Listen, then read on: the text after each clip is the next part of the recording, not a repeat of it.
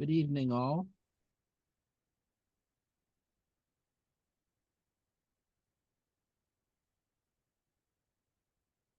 Good evening. Good evening. Good evening.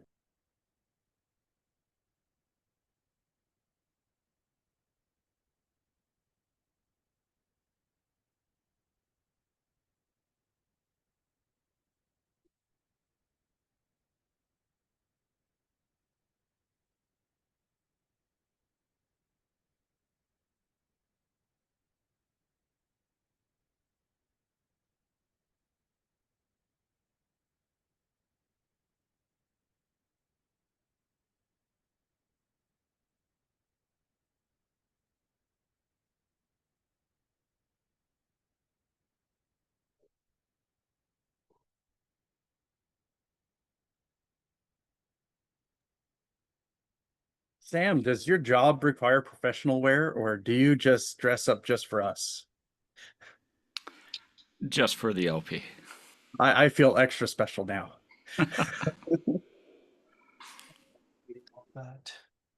Mr. Dar, you are special. How's everybody's day? Aloha. I am not wearing my coat and shirt because I'm sick. And so you get me in a hoodie. I'm sorry. I'm not wearing one because I choose not to own one.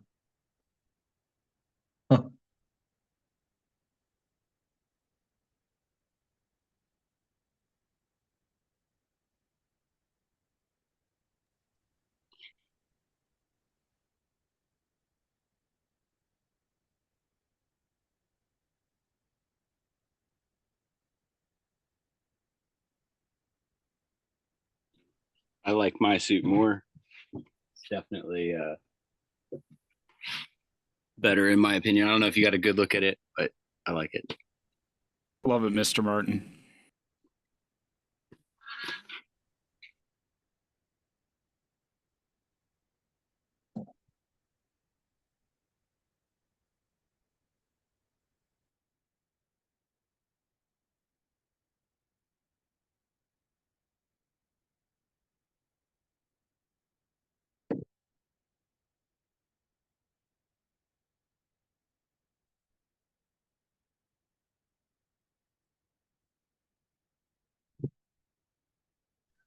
Good evening, everyone.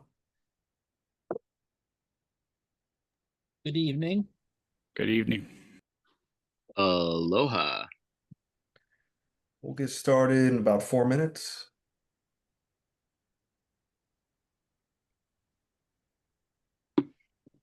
How's everybody's day?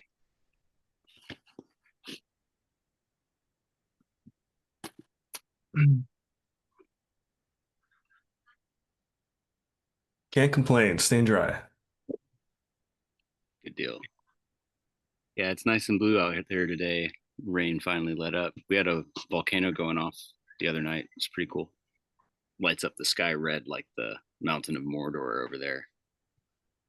Do you guys have to worry about volcanic eruptions in Hawaii? Is that a thing? On Big Island, I mean, it is probably our biggest hazard, other than maybe tsunamis. But I'm in a pretty safe location. But technically, lava can occur anywhere on the island, and it's very active. And we've had what, like 30 or 40 eruptions since like the beginning of the year. I'll stick to hurricanes. I know when they're coming, I know when to get out of the way. That's it for me. No fires, no volcanoes, no earthquakes. Maybe tsunamis, hopefully not. I believe that Yeah, the that's the most, tsunamis are the ones that scare me. I believe that that's the most active volcano in the world. It's most stay fine to the crater. There was the big Leilani Estates eruption, but that's down on the east rim, and they're like right on top of the volcano rift, right? So I'm off by about 7 miles from the actual rift zone. So it's most likely to go towards the sea because that's the steeper slope, but it's not impossible for lava to come this way, but just improbable. Mr. DeCallo, what's up with those wildfires in the Keys? Oh man, I don't know. Gosh, over the last year we've had wildfires in the stretch to the point where they actually closed down the stretch leading in and out of the Keys, so you actually couldn't leave or come into the Keys for a couple days. We had employees, we had to get hotel rooms because they couldn't make it to the mainland. Yeah, I don't know. It's never happened before. It's just got really dry and we finally got some thunderstorms, but it was pretty gnarly. You know, the rain is appreciated now in South Florida, I'll tell you that. It's about time. Hmm. How far a drive is it from your northernmost location to the mainland? So, well, we have stores in Key West and then up in Biscayne and 163rd out in Miami. So that's like about equal with Hialeah, so sort of just south of Fort Lauderdale. And then we have stores in North Carolina, Virginia. So Hector probably knows the geography. He knows what I'm talking about. Just south of the Three and a half Ventura hour, Mall. 3.5 hour drive, Yep. Pat. It's a long day. It's a stretch. So I'll go back and Chair. forth, spend a couple days up there. Before Mr. we McMahon. before we get started, I sent you a procedural question. All right. By the way, Rhode Island was in the news again this week, in the last week or so. I don't know if any of you saw the Assistant Attorney General gone wild. I saw that she was very confident. I admire her confidence. Mr. McMahon, was that by email? Signal. Got it. The moment where where Leo said to her, "I don't give a shit."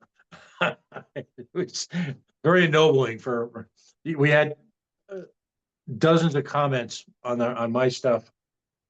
People saying, "For the first time, I'm rooting for the cops."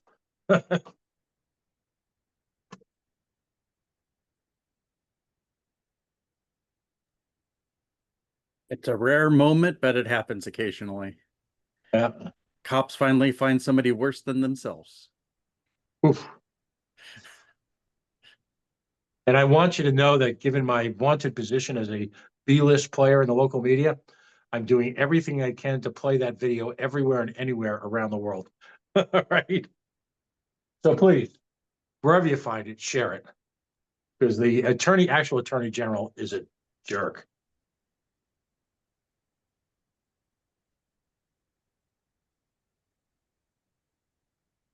Oh. Thanks, Pat, And then, about the Mr. Judge Frank share. What's that, buddy?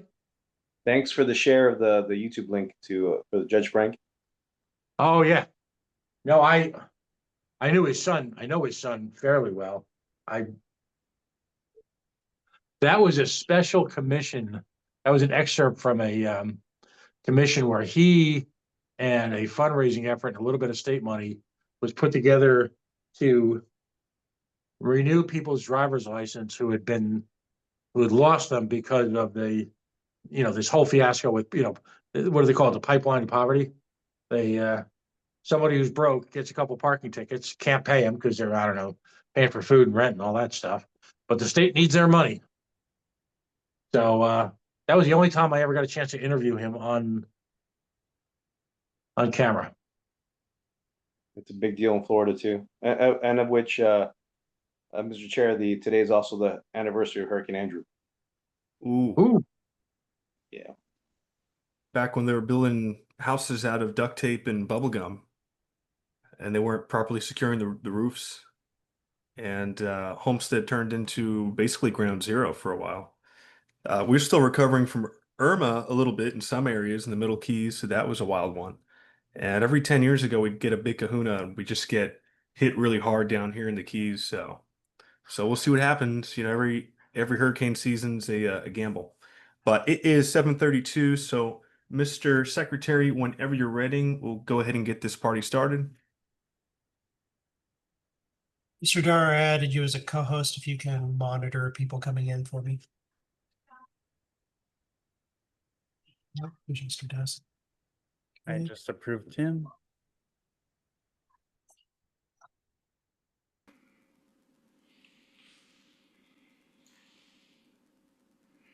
Calling the roll. Mr. Buller, Oh, are we recording? Present. Yes, Oh, got it. you called the meeting to order, correct? Yes. Okay.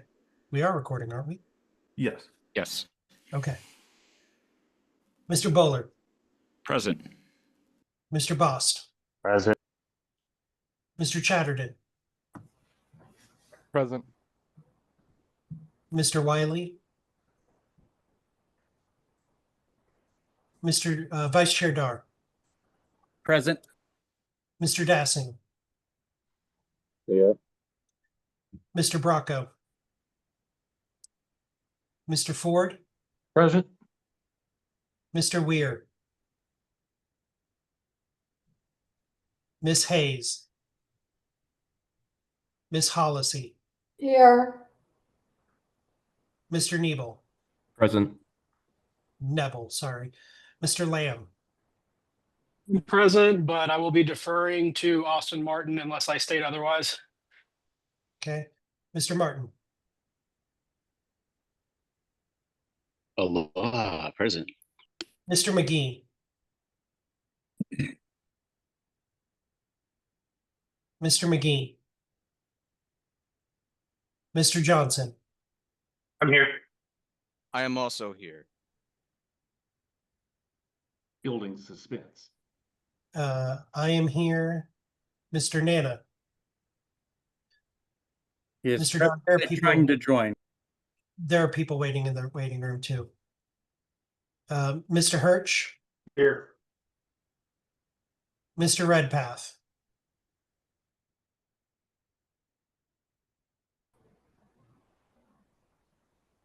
Mr. Dart, can you grab the info? Because I think Mr. Redpath was going to call in and he may not have it, the information to be able to do that. Mr. Thompson, Here. Ms. Cowart, Here. Mr. Vincent,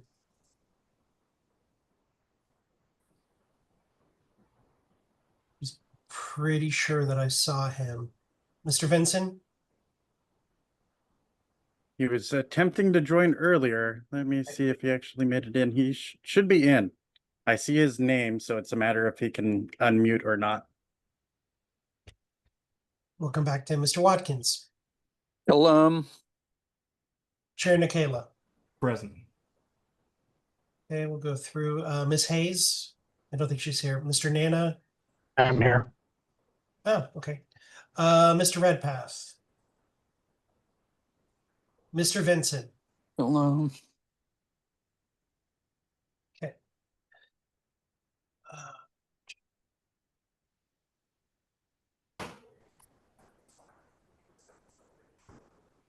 Mr. Chair, we have 16 in attendance. All right, we For have voting. quorum. The chair will now entertain a motion to adopt the agenda. I would actually, Mr. Chair, I would ask to amend the agenda. Mr. McMahon? I would add 15 minutes to section A at the very top for Mr. Chatterton to review and discuss the document he sent to the board as he did attempt notice. I will rule that in order. Mr. Chair, Yes, Mr. Ballard? I'd also like to amend the agenda. I would like to do business item C before business items A and B, because I feel like it's going to probably be something that moves along a little bit faster than the other two. And I'd like to accomplish as much as we can in this meeting. All right. Is there a second for the, well, actually, I'm going to ask, is there a second for the McMahon amendment? Second. Any objection? Hearing none. Mr. Ballard, is there a second for your motion or amendment? Second. Any objection? Hearing none. All right. Anyone else seeking to recognize Mr. Bost? Yes, I don't know when it would be appropriate. I did want to eventually divide the question on the FSC appointments. Sure. At the time of the motion, I can recognize you and you can make that motion to divide. All right. Any further discussion on the agenda? Is there a second to adopt the agenda? Second. Any objection? All right, hearing none, we'll move on. Mr. McMahon, the item that you amended to hear Mr. Chatterton speak, was that before A, or was it the first item on the agenda? It would be first item on the agenda, so it would go Mr. Chatterton, then resolution 1, then, well, no, so it would go, Because resolution C got bumped before A, or 1. Yeah, so it'd be the second agenda item. at It'd this be point. second. right. So it would go motion C, or motion to appoint, then Mr. Chatterton, then resolution 1, then resolution 2. Gotcha. So if we're all fine with going directly into C, and then we'll let Mr. Chatterton speak, and then we'll go into 1 and 2, I think that would be a good order. Mr. Dar, since this is my motion, I'll pass the gavel off to you. Understood. Thank you. Thank you, Mr. Dar. So I did move to appoint Ms. Cower and Mr. Niebel to the FSC. Now at this time, Mr. Bose would be when you'd seek to be recognized. Yes. I recognize Mr. Bose. Yes, Just I make sure- move to, Just make sure that the motion is a second for Mr. Kayla's motion. Second. Thank you. yes, I move to conduct the elections of Mr. Nebel and Ms. Cowart separately, otherwise the same as previously noticed. A second. Motion has been made and seconded. Is there any opposition to that? Motion passes then. We'll move as that. Was there intent to have the applicant speak to their nomination again, or just move directly to the voting? I think just voting. I think we're okay. Just making sure what that was the intent when the item was given out. Mr. Chatterton, you wish to be recognized? I apologize. First, clarification: have we divided the motions, and are we considering a specific one, or where are we at Parliament procedurally? If it can be clarified. There's no opposition to dividing it, so we'll proceed to a vote on each one separately. I think the basis for the division was to raise the concern about combined participation in a couple of the committees, if I'm not mistaken. I would like to at least have an opportunity to have some discussion of the nominations before we move to the vote. I don't know if we're in discussion of them at this point. Are you making some sort of motion to that effect, Mr. Chatterton? Basically just that we have discussion and not move immediately into a vote on appointing. Are you making a motion to have each applicant speak to for 5 minutes for their time? And Mr. Nikhil, I see you're also raising your hand there. I believe what Mr. Chatterton's requesting is to have an opportunity to discuss each applicant. If I'm not mistaken, Mr. Chatterton, did you want to? Point of order, Mr. Chair. I rise to a point of order. Discussion would be in order unless it was voted against. Isn't that correct? Right. If we are to move right to the vote, we would have to call the question. If there's people that wish to discuss, I assume there might be. Okay. I will if others do not. I see what you're the point you're trying to make now. Sorry for the just had to get there with your where you were trying to go on that. So the first nomination would be for then Ms. Cowart there. So you could speak to that either way and then call the question. I see Mr. Nana. Then Ford, then Chatterton in the order I see. I do believe Chatterton was first. Oh, excuse me. Okay. Yeah. Let Mr. Chatterton go first, and honestly, I can go last. All right, his hand dropped, so sorry for the confusion there. Mr. Chatterton, go ahead. No worries. So I believe you mentioned we're going to consider Ms. Cowart's appointment. So with regard to that, I wanted to basically raise the concern regarding our EPCC and FSC committees and their both very important roles and powerful responsibilities with regard to considering actions of the board.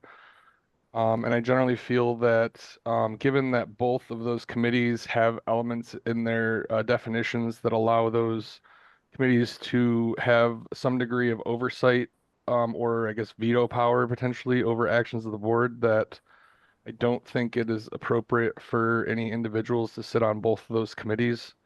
I don't have any particular objection to Ms. Cowart, and I would basically say the same for any individual that was seeking to be on both of those. And I would generally ask that the board consider, given the scope of those committees and their important roles that they each serve, that we would ask individuals to seek only to serve on one of those. Obviously, I know there's no enforceable mechanism to that, but I think it would be a good best practice and best diligence to consider for governance of the party. Thank you very much. And again, nothing personal against Ms. Cowart in any way with those comments. Mr. Ford, I see your hand raised next. Yeah, I just want to make it very clear that all the individuals running tonight for a variety of committee slots are highly competent and I think are honorable people.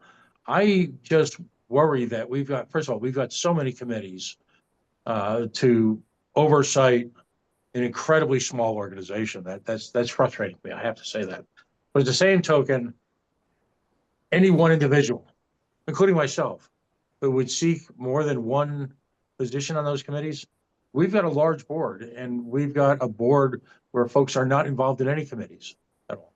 And again, they're all competent. So I'm confused why we shouldn't prevent overlapping memberships. Thank you. So I too would like to ask people to choose one board and serve it well, because both of them are very difficult. I mean, there's the FSC's got responsibilities, the EPCC's got responsibilities, the executive committee's got responsibilities. There's a lot of work for any one of them to be done well. Thank you. Mr. Martin. Thank you for recognizing me, Mr. Chair. I share Mr. Chatterton and Mr. Ford's concerns about overlapping roles, and I'm not as concerned about it as Mr. Ford. I think that there's a lot of competent people in the party who can serve in more than one capacity, but a problem arises when one committee will be effectively validating or providing oversight to another with a substantive amount of power. And when that happens, overlapping memberships can become quite problematic because it becomes really hard to keep people accountable.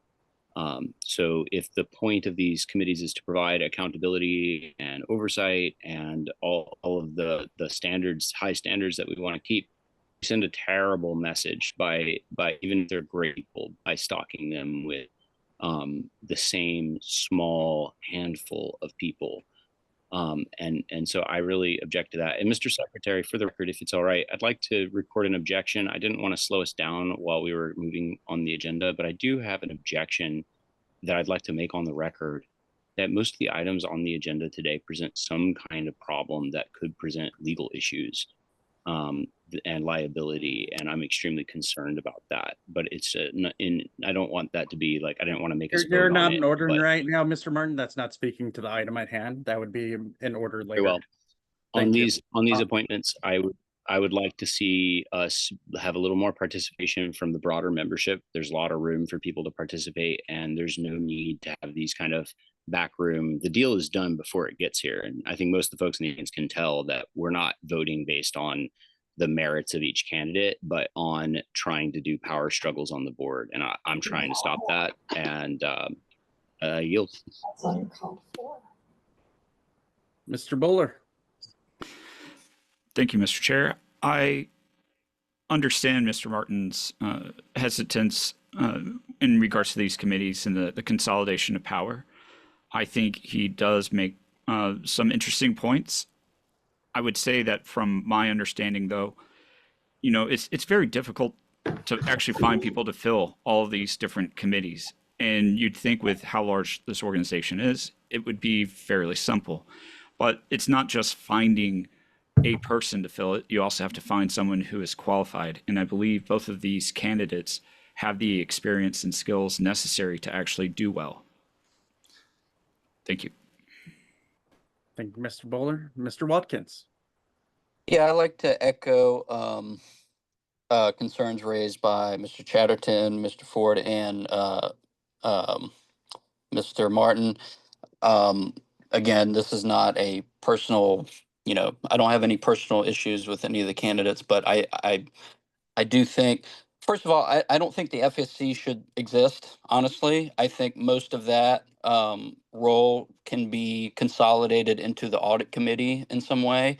And I think the point that Mr. Bowler raised is valid about not being able to find enough people to fill all of these committees. And perhaps that means we should not have as many committees as we have. But again, Ms. Cowart has been a pleasant addition to the EPCC. This is not a, nothing personal against her as a person or anything like that, or as a candidate for this role.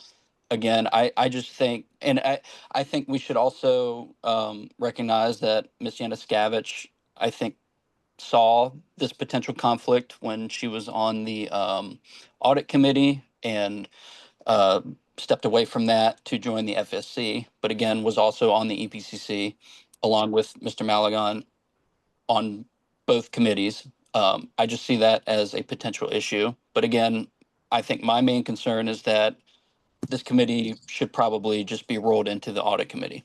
Thank you. Thank you, Mr. Watkins. Ms. Cowart.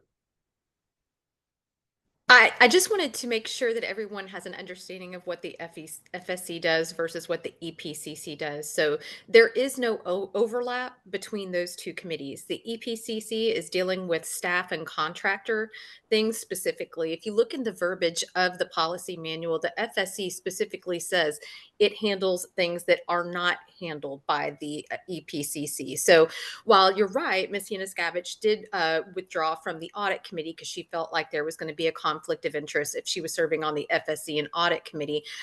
I truly don't understand the concern between having someone serve on the EPCC and the FSC because they are dealing with two totally separate things.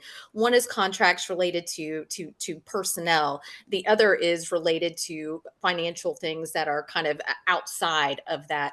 Neither one of those committees have veto power over the LNC, and then there's also the executive committee that has the power to do things as well. So I hear what you guys are saying, but I'm just not.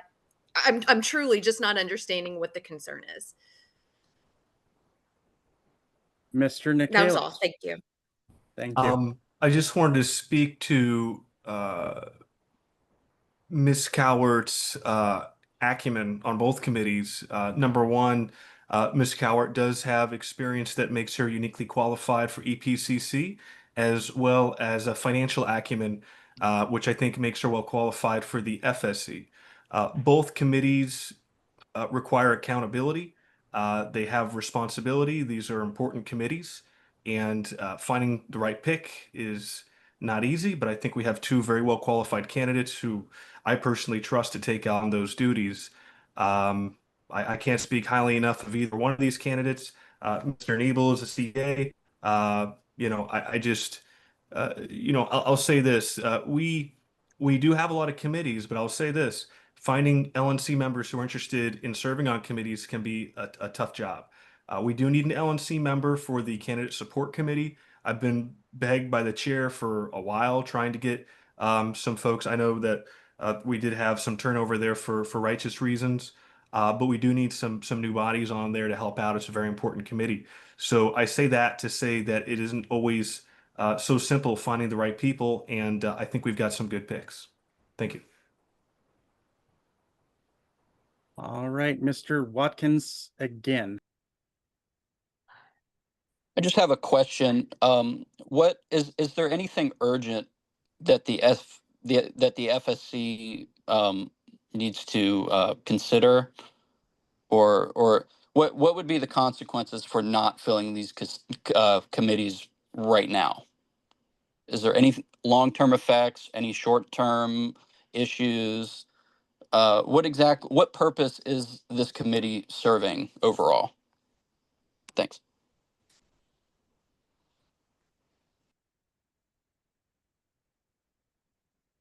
Let me see. Ms. Cowart raised her hand. Yes, Ms. Cowart? Yeah, and with the FSC, I would say probably the one of the most urgent things is going to be some of the convention committee expenditures. So Pat and team are doing a bang up job getting things squared away with the convention. I'm sure that they're going to need to start making some expenditures in the near future. So having the FSC stood up, having us have access to the bank accounts, having a full understanding of our financial standing is going to be critical for us to be able to review and approve those convention committee things. So that I would say that would probably be the near term thing. Again, that's completely separate, Mr. Watkins, from what you and I and Mr. Bost are doing in the EPCC. But I would say probably the convention expenditures are probably going to be the near term things that we'll need to tackle. Okay, and I have a follow-up question to that, if I could. What of the things that you've mentioned could the treasurer not handle himself? Well, the treasurer is already a member of the FSC, so this would be the treasurer, and then Mr. Nebel and myself, or assuming that we would be elected, would be in addition to. So the treasurer is de facto a member of the FSC. Also joining those meetings, of course, are Mr. Chair Kayla, and then our executive director, Ms. Kennedy. So that they would be ex officio members. So Mr. Redpath would be right there with us, looking at those expenditures, looking at QuickBooks and our bank accounts at Truist, et cetera, helping make those decisions. So it would just be done via committee. And then if for some reason Mr. Redpath isn't available, we have the committee can move forward with assistance from Ms. Kennedy. Okay, thank you. So this would Thank you. mainly just be an I advisory? noticed this is going back and forth. We are at time already. That would have been time for both questions. Point of information. So this would just be an advisory role to the treasurer. Is that correct? Based on the language in the policy manual? Is that back to me? Sorry. It's to whoever. It's to whoever. It doesn't have to be to you. Yeah, no, and this is really kind of coming out of our auditor. So I mean, our auditor recommended a review of our expenditures on a monthly or quarterly basis. So that it's kind of something that's coming out of the audit as well. But yes, it is advisory. The entire committee does have the ability to approve those expenditures. I believe it was in excess of like $600. I'm sorry, I don't have the policy manual right in front of me. I apologize, guys. But yeah, so that would be basically the approval of the expenditures in excess of that dollar amount in partnership with Mr. Redpath. Okay, so we have the treasurer, we have the assistant treasurer, and the FSC. Mr. Can we stop going back and forth, please? Thank you. What was that, Mrs. Secretary? That was what I was going to ask you to do. Well, I was sorry. I was just clarifying. I just had to. It's not like a physical meeting where I can just butt in and say, "Please stop going back and forth here," as easily. So yes, you need to get back in line for questions. We are out of time, anyways. So this item would need. I believe it. I'm going to motion to add 10 more minutes. To the conversation. Objection. Motion seconded. Point of information. What is the point of information? Are we talking time for Mr. or Ms. Cowart's election or for the entire procedure? I believe it would be the entire procedure. Well, speaking to my motion right now, for the sake of argument, I'll say to the entire procedure. Okay, so 10 although minutes if we want to defer this to another, we have to add time anyway. So, Mr. Vice Chair, point of order. It would actually proceed to a vote for both questions because it was a divided question. So it ends the rest of the debate because their time has expired. but you Yeah. still move to the action, which is the vote. Yes. And I'm going to object because I Point have of my hand order, we had a motion made to extend time. Which that was been after seconded. time was called. There was no orders of the day issued, which is the only condition upon which that would take effect as you described, I believe. By the acting chair calling time, Yes. that moves to the question at the table. So, There was the motion seconded to extend time. which was after time had been called. You know what, Mr. Vice Chair, let him have the motion to call it to extend time. That is what I was going to do. It's going to be quicker just to have the motion go forward for a vote. It has been objected to. Can I have all those please lower hands at this time? We'll just use the hand raising as an indicator here. Point of privilege for election, or I'm sorry, this is just for the time. I apologize and withdraw my motion. Okay. This is just for time. All right. All those in favor extending time, please raise your hands.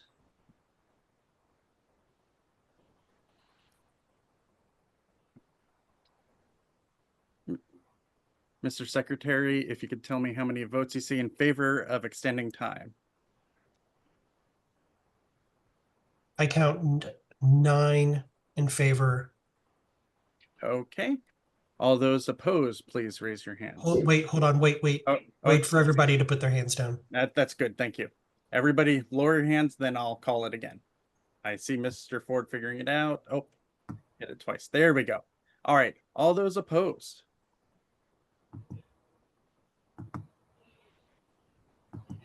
It's not letting me lower my hand, but I'm opposed. I'm not opposed. Your hand is down, Mr. Martin.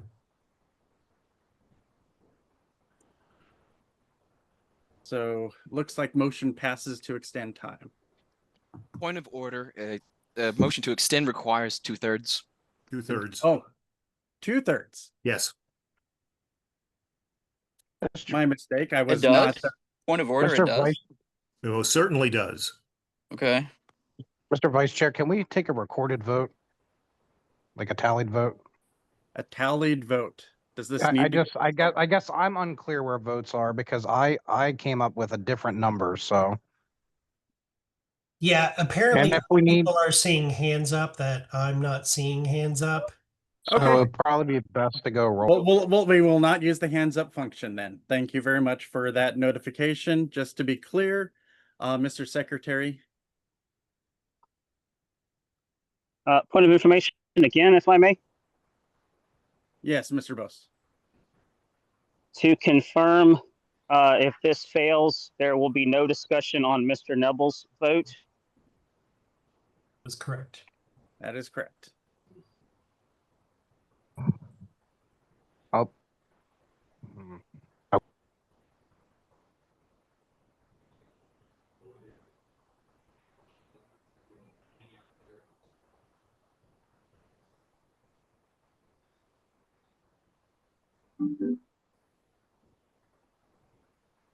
I believe I have this correct. Mr. Ford moved to extend time 10 minutes on motion 1. Mr. Bowler, Yes.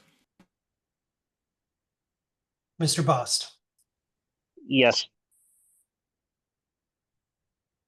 Mr. Chatterton. Yes. I'm going to skip you, Mr. Vice Chair.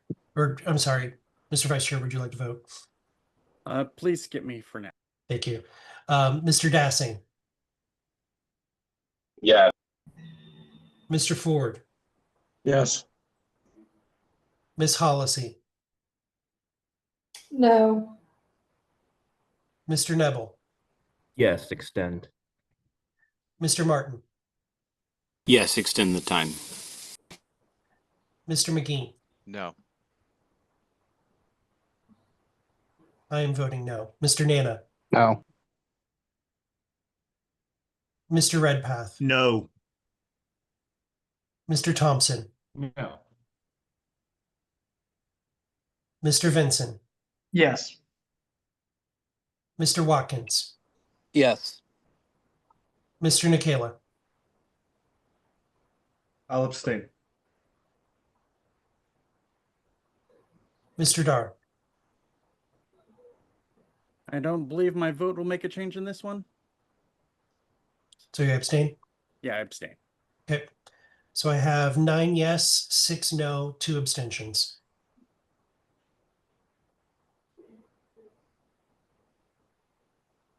Thank you very much. That means we go directly to a vote. Pardon me, doesn't it mean we extended time? It's 2/3. It's 2/3. Is that correct? Yes. It is correct. I don't remember it being 2/3. I don't remember it being 2/3 in the past. Can we get a citation on that? Point of parliamentary inquiry. What is the threshold Objection. to extend Object time? to any, it's 2/3. It's always been 2/3, period. Because it is amending the agenda. Can we get that in I a can point give of a parliamentary citation. inquiry? I can give a citation. It is Ronner 15.5, and it is number 7. Requires a 2/3 vote because it suspends the rules and because limiting debate takes away the basic rights of all members to full discussion and may restrict a minority's right to present its case. That's a motion to stop debate, not a motion to extend time. It says the subsidiary motion to limit or extend limits of debate, 15.5. Is there any way we can get an opinion on that? That is my ruling. Thank you very much, Mr. Martin.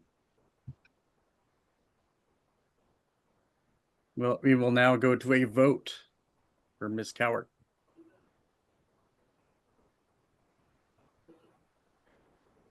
Mr. Bowler, Aye. Mr. Bost, Pass. Mr. Chatterton, I will vote no, for the reasons I raised in my discussion. Mr. Mr. Dar, I'll pass. Mr. Dassing, No. Mr. Ford,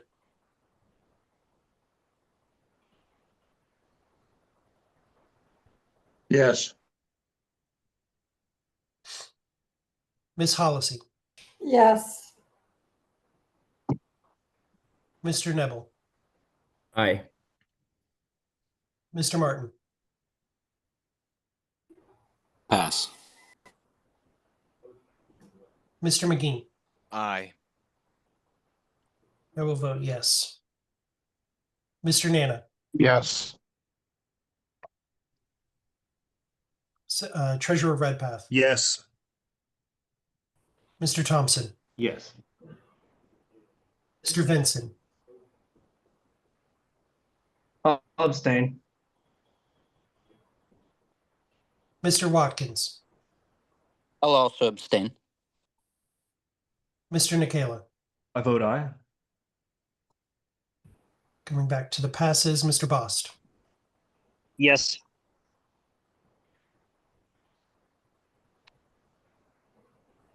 Mr. Dar, I'll abstain. Mr. Martin, I'll abstain.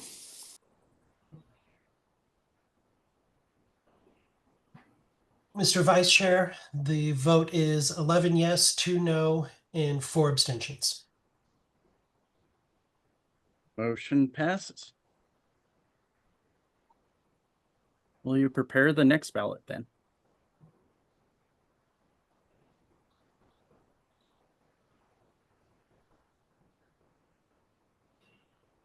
And I see Mr. Bracco is here. I will update my roll. Mr. Bowler, Aye.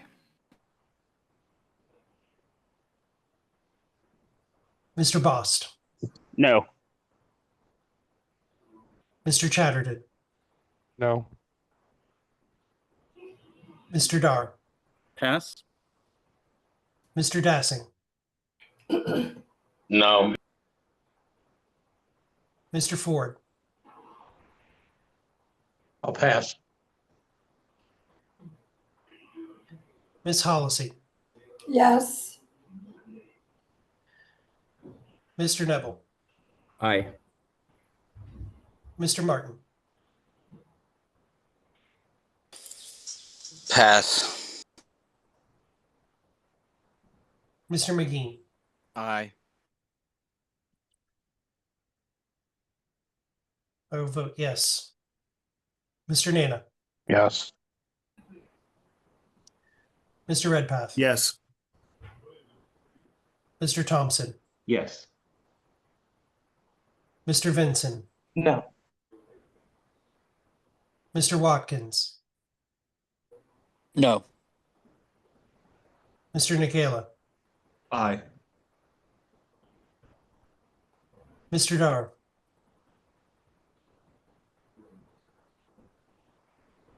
I will abstain.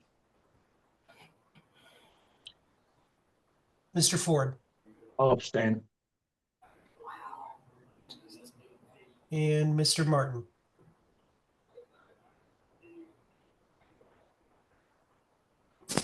I object to this absurd process. We should have been allowed to talk about this absurd conflict of interest. This Point is of wrong. order. Come to I order. ask the member Come be to order. brought to order, Mr. Chair. Mr. Martin, you have been muted. It is. I will now unmute you for your vote.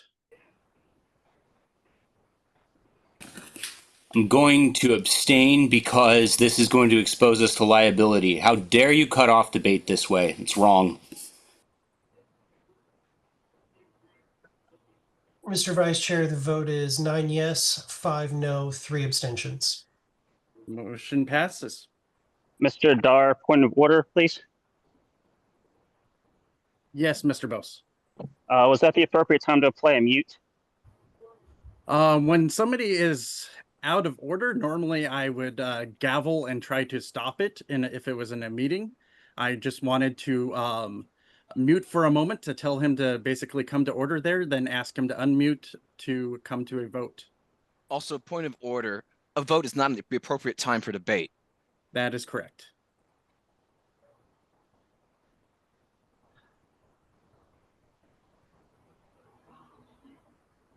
Mr. Ford, I see your hand wishing to be recognized. Yes, a point of personal privilege, if that's the right way to do it. I'd just like to make this point because outside of the debate, because it has nothing to do with the prior debate and nothing to do with the individuals.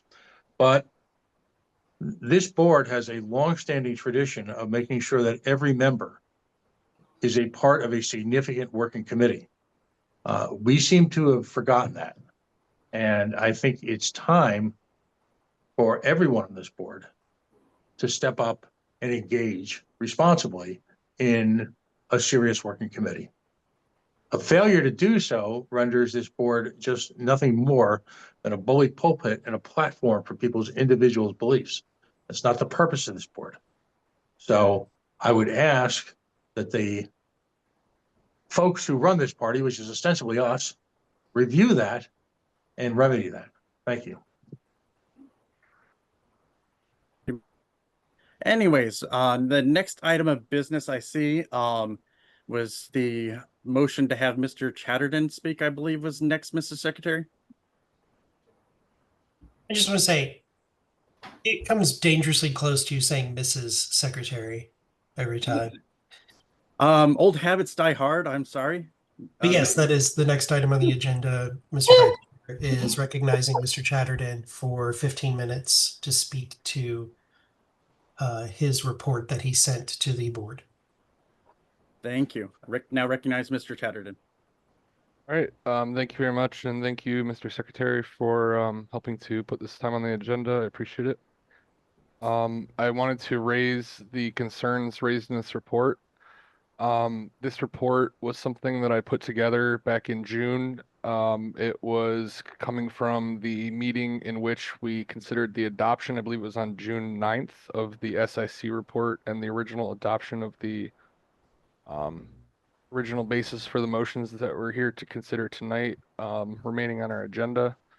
And I believe that the considerations raised within the report to the region here that's based upon my concerns about the SIC report is very much relevant to consideration of our resolutions tonight, because the resolutions tonight are both basically acting upon the findings of the report, and therefore I think the consideration of the merits of the report is fundamental to consider the merits of these resolutions. So basically this report is a summary of items that I had documented in my initial read through of the SIC report that I saw in many cases, I think, as even self-contradictions within the report, and otherwise unsupported claims and conclusions throughout of it.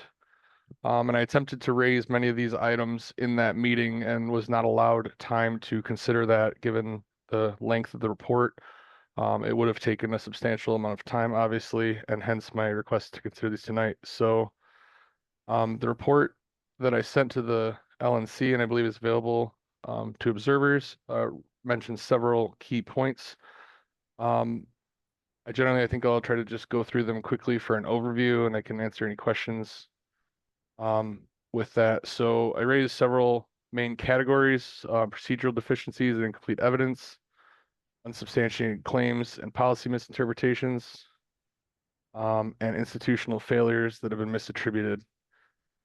Within each of those categories, the first one, the procedural deficiencies, I felt that at the time it was insufficient raising this report with only 1 day's notice, basically, even though the original motion cited to consider it. We require full text of our motions to be provided with 5 days notice. And especially for a 100-page report, I felt that that was a insufficient time window, that the actual document itself was only provided, I think on a Saturday morning, or something to that effect, before the Sunday evening meeting, to consider that adoption. The report opens up mentioning that several key figures did not participate, and that lack of participation would not bias the report findings. However, as I'll elaborate throughout, I found several instances where cases with missing information due to that non-participation was presented in a manner that seemed to jump to the most incriminating conclusion. There's additionally unsubstantiated metrics throughout. After the report acknowledges that calls were in fact made by Freedom Calls that were entered into our Kixie system, it lost any ability, I would say, to claim that the money was just taken and work not done. So it went to attack the quality of that work. However, the claims, I believe, are very well insubstantiated. It pulls examples from a couple of non-political calling firms, if I recall, and presents those as baselines for the number of calls, the return on calls of fundraising, and things like that. And it doesn't take into account several different aspects that make political fundraising unique.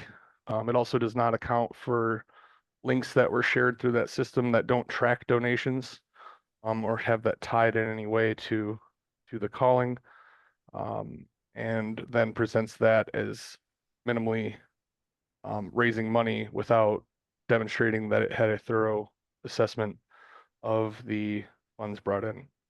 And as I mentioned prior, the inadequate review and discussion process, I think I touched on that already, so I won't spend a whole lot more time. Moving on to the unsubstantiated claims concerns, referring about the Freedom Calls transactions. It mentions in the findings at the very introduction of the report about demonstrated intent to include those transactions for approximately a year. I did not see any substantiation of the claim showing that it was intended to include that long. Ms. McCardle was documented approving a few of the transactions at the beginning and then not for the vast majority of those. As it continued, it was approved elsewhere. And furthermore, the budget was voted on by the executive committee and then adopted by the LNC. And I believe from my records, Ms. McCardle abstained from both of those votes. So there's not anything compelling to demonstrate the intent to push that through into the budget presented in that report. There's record in the report finding 2.6 about an incomplete W-9 form. I believe the report presents that as evidence of concealment and specifically makes that conclusion. Although later in the report, it says that the documentation that was found may be completely legitimate if a certain other form was filed and they didn't have information as to whether that form was filed. That appears to be a direct contradiction between the documentation in the body of the report and the conclusion presented in the summary at the beginning of the document. So that is one of the examples I referred to where I believe there is an attribution of a malicious intent of hiding identities that is not demonstrated in the report research. Finding 4F, that it used resources for caucus-related calls. I don't believe that those claims were substantiated in the report.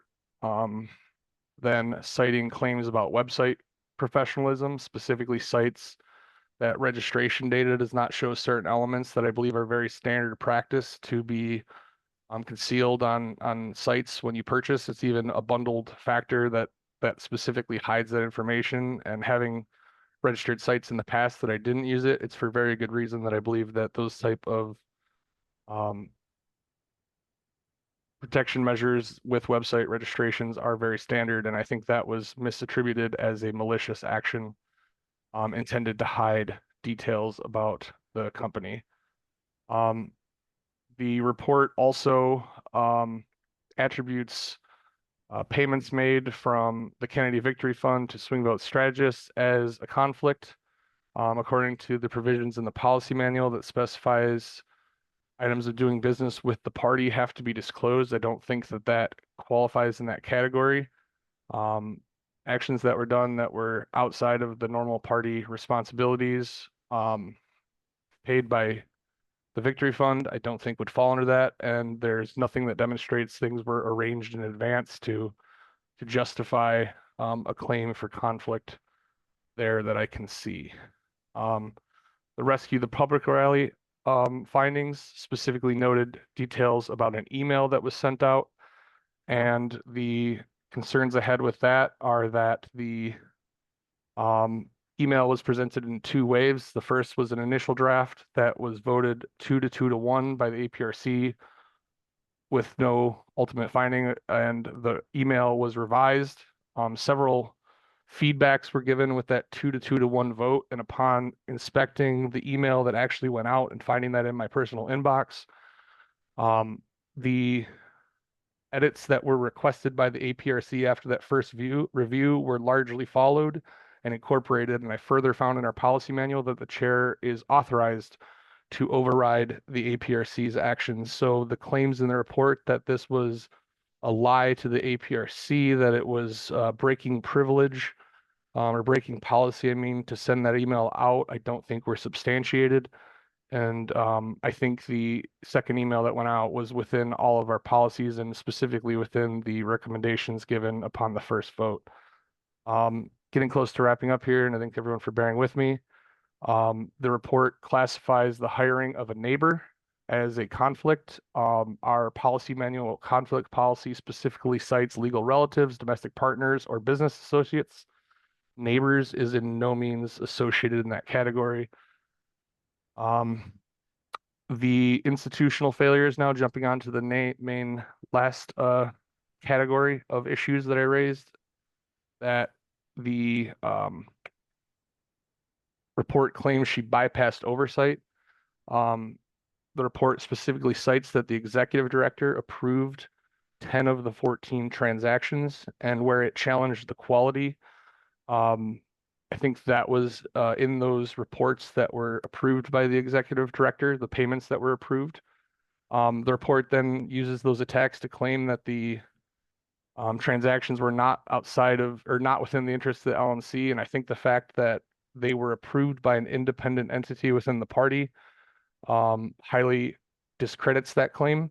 And the fact that they were approved by an acknowledged independent source who is, by all accounts, an excellent employee of the party, I think undermines the claims that these transactions were damaging to the party's interests. So with the actions that are taken, with the resolutions that were initially adopted and we're considering tonight, when the questions of the merits of some of these elements are in question that I think directly speak to whether or not this report was assembled in the most thorough investigation and is a good presentation of things, I think, in question. I don't think we should be moving forward on continuing such things until these matters are thoroughly addressed and that we are confident that we can be sure we're acting on a strong basis for the potential legal consequences that may come with the matters of business before us. So thank you for obliging the long presentation there, and I'd be happy to answer any questions if people have them. Little over 3 minutes left. Mr. Buller. Yes, thank you, Mr. Chair. I actually find some of the points that you made, Mr. Chatterton, reasonable. I mean, I think that having a 100-ish page report released that soon, you're correct. I don't think that is a mark of great governance there. It's been about 2.5 months since that at this point, so I hope that everyone has had a chance to. It took me about 2.5 hours to read it, so 2.5 months seems like it would be enough time at this point. So that should be resolved. And then the only other thing I wanted to bring up was the who is point that you had made. So when I read the report, I didn't see any indication that they were referring to the who is. And I know that you had said that in your report, you were saying that, let me pull it up real quick, that you thought that that's what they may be referring to. I'm just wondering where that came from, because I always try to interpret things very charitably, and there wasn't really anything in the original report that would indicate that they were talking about who is privacy, and it was more about the contact information on the actual site itself. Can you help me? I believe that, so I included in my report a reference to page 30 of the SAC that was talking about that. I believe there were specific references to registration data, which is, I think, specifically what the WHOIS elements refer to, but I haven't looked at the whole document since working on it at that time early in June, so my memory's a little bit Gotcha. fuzzy from that. From my reading of it, I think it was more DIG data, just the registration of the domain itself, not the contact information involved with it. Could we consider a motion to extend time for the questions that are raised potentially, since we're almost out, I think? Yes, that is previous to that. How much time are you wishing to extend by? I see at least 4 hands raised, 3 now, so maybe 10 minutes to give a couple of minutes person or so. Okay, a motion has been made by Mr. Chatterton to extend for 10 more minutes. Second. I hear a second by Mr. Martin. Is there anyone opposed to that? Okay, we'll extend by 10 more minutes. Thank you.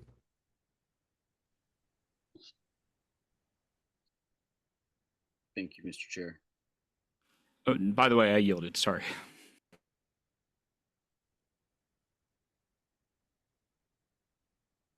All right, if Mr. Martin yielded, then Mr. McKee. I have not yielded, sir. I'm waiting No, to be Mr. Bowler was saying he was finished with Oh, his he turn. was finishing. Okay, I thought it was, sorry, I thought it was you, Mr. Martin. I was looking down to start my timer again. Mr. Martin, then. Okay, thank you very much. Mr. Chatterton, I have a couple of questions, and hopefully you can remember them.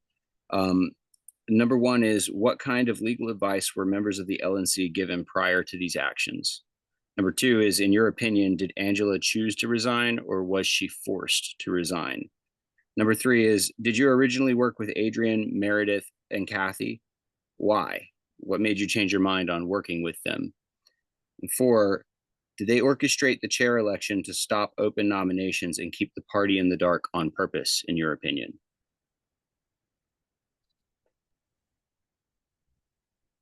That was a lot. Number one was, what kind of legal advice were members of the LNC given prior to these actions?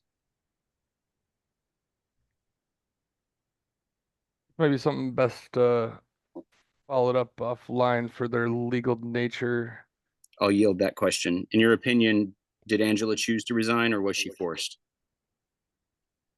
I believe she was forced. Okay, number 3, did you originally work with Adrian, Meredith, and Kathy? We were members of the LNC together and worked together in that capacity. Did you work with them at the point of the transfer when things were going right before Angela's resignation? Were you in a private group with them? Yes, I was.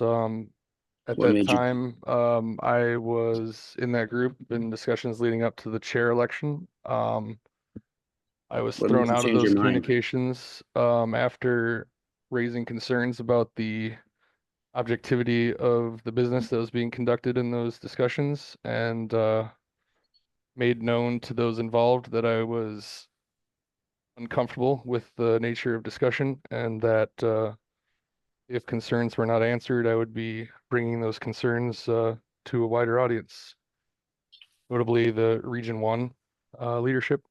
And Can you characterize any of those concerns without jeopardizing confidentiality? I noticed a pattern of behavior that was presenting a lot of unsubstantiated assertions that certain individuals could not be considered for the chair election, and then when pressed on those matters, that they would back off on such assertions and would, yeah, I'll leave it at that for now. Thank you. The final question on that series was, did they orchestrate the chair election to keep open nominations out and the party in the dark? In your opinion? I believe so. Thank you, Mr. Chatterton. I yield. Mr. McGee. All right. Well, I'm not going to drone on about too terribly much, but I will hit a few, really more of a couple points. Number one, the Special Investigatory Committee was not a grand jury, and so Angela and others' non-cooperation, while not evidence of wrongdoing, the committee is allowed to draw a negative inference from that. So the complaint there honestly falls on deaf ears, at least in my opinion.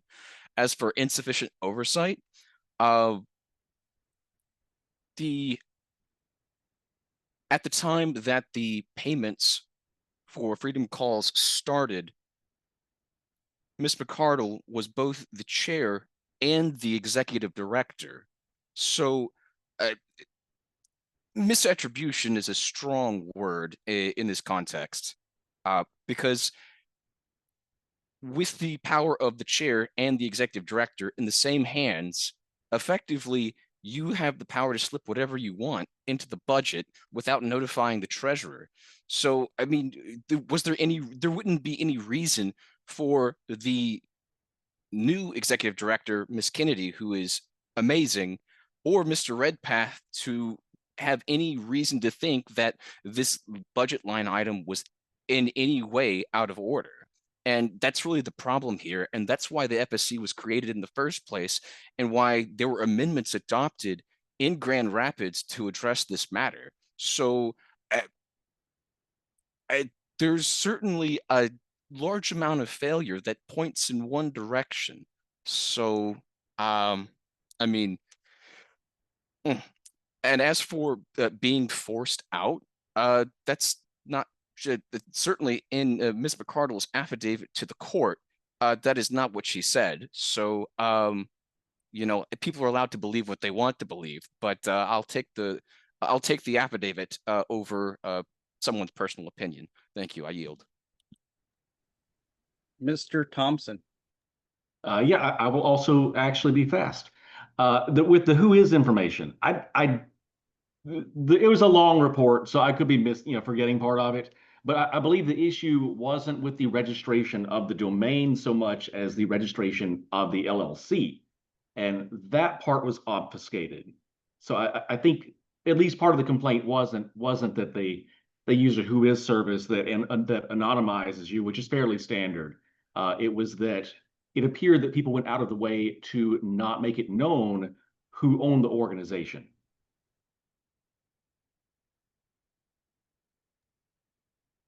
Mr. Nana. Sorry, I wouldn't let me unmute. Just, I guess this is a point of inquiry, maybe for Mr. Chatterton. Is the goal of is the ultimate action to be contemplated at the end of this item a acceptance of the report that you made? I guess I'm just confused as to where we're headed. No, I'm not seeking anything to be adopted. I raised these concerns as consideration for the two resolutions that will be next before us on the agenda. It is my belief that we should not be considering those at this time, and that I also had provided some information to the LNC internally before this meeting that I think we need to strongly consider before additional steps are taken. Just purely a discussion item. Got it. Yes, that's correct. Mr. Bowler. Yes, I just would like to echo Mr. McGee's statements. I think Chatterton made the point that there were some institutional failures with bad oversight, and I think that legitimizes the FSC that we had just voted on earlier. As a person who has made many websites, when I looked at the freedomcalls.net website, so I call them either brochure websites, because they have all the information in a brochure. You've got a business card, which still has some contact information. And that website didn't have any of those things. The closest thing that I could see that being is similar to like a startup who doesn't actually have the product. Maybe it's a new software product that they're trying to get, and they just have a little, subscription. Subscribe here for more, be on the adopters list or whatever. And so that's why I kind of got more of the vibe that it is not really there to provide contact information to actually provide a business that's in ongoing, but more of a like, hey, just throwing something up as like a splash page. That being said, one other thing I want to mention is after reading the report, there were certainly moments where I feel like it could have been more professional. It looked like it was using rhetorical zingers to take pot shots at Miss McCardle. And so I think, we're better than that. And so the report does have its issues. That being said, I think the totality of circumstances that it talks about are enough for us to reason off of. Thank you. Thank you. I do not see any other hands raised. Could I actually rise to a point of order? I think that the reason why these motions were voided for lack of notice also applies to the SIC report itself, which was not provided to members until 24 hours before the 94-page report was supposed to be adopted, depriving us of an opportunity to do due diligence on the claims therein contained. It's out of order to vote on these motions when that problem still is presented before the committee. And Mr. Chair, I would like you to rule that the SIC's adoption was also out of order. I can make a more detailed argument if you want, but I don't want to waste everyone's time. But there is a extremely good argument, more than one, for why this should be before us as well. This is just a statement. It's a report written by Mr. Chatterton here. There was no motion attached. I am not ruling it the way that you wish, Mr. Martin. Mr. Watkins. I believe what I have to say. I don't know if it may be more relevant to the actual items that we will be taking action on rather than Mr. Chatterton's. Could go either way, but I think we can move on, but I'd like to be first in line for that, I guess. Excellent. Leave your hand up because we're out of time anyway, so we'll be moving on to the first item there, Resolution 1, Resolution 1 Fitness. Mr. Nikela, would you like to make that motion?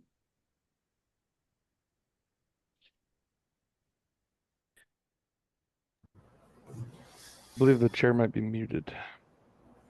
I Good call. kind of like it better this way. My bad. Yes, resolution one, I move it states, whereas the Special Investigatory Committee has found that former chair Angela McArdle engaged in actions that, in the LNC's view, violated fiduciary duties to the Libertarian Party, including concealing conflicts of interest and misusing donor funds. Now, therefore, be it resolved that the Libertarian National Committee censures Angela McArdle for conduct in violation of the fiduciary duties and ethical standards expected of party leaders. Be it further resolved that the Libertarian National Committee expresses its opinion that Angela McArdle's conduct, as detailed in the Special Investigatory Committee report, reflects behavior inconsistent with the standards expected of those serving in leadership roles of the Libertarian Party or as candidate representing it. That is my motion. Is there a second? Is there a Second. second? Okay, thank you. Second. I object to Motion. the consideration of the question because I believe it will get us sued. I believe that it also is out of order because the predicate on which it's based is voidable. Also, I would note that multiple members have conflicts of interest for which they have not recused themselves that are of an extremely substantial nature. Therefore, I'm objecting to the consideration of this question. Hold please so that I can type all of this out. Sir,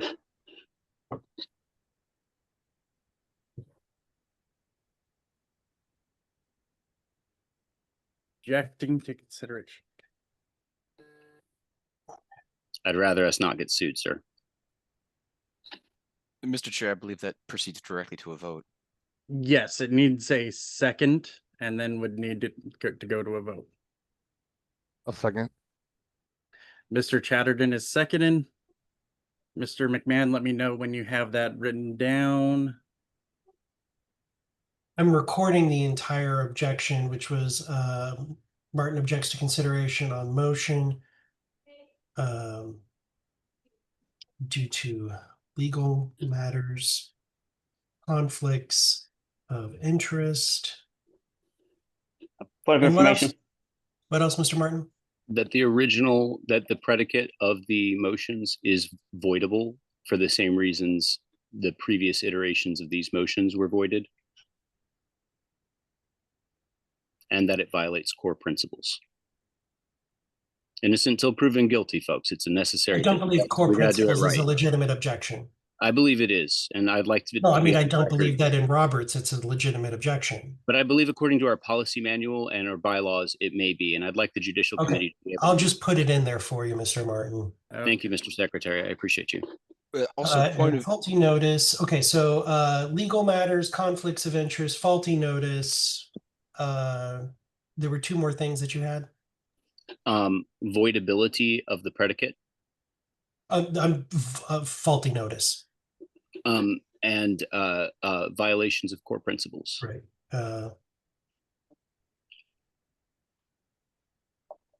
And you got conflicts, of course, right?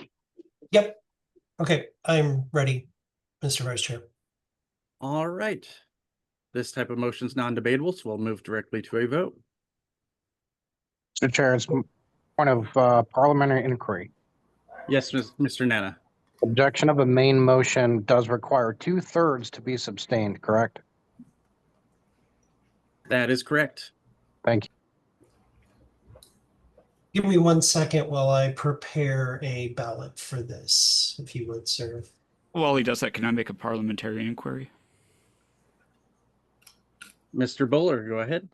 Yeah, so my parliamentary inquiry is, does service on the Special Investigatory Committee by itself constitute a personal or pecuniary conflict requiring recusal under our rules?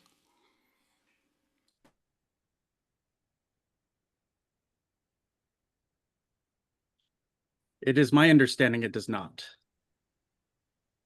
Thank you. Point of parliamentary inquiry, the code of conduct reinforces the existing conflict of interest provision in our bylaws.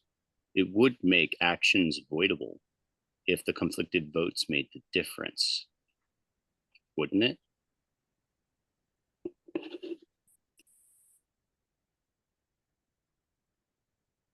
It would have to be determined if those are conflicted votes to begin with.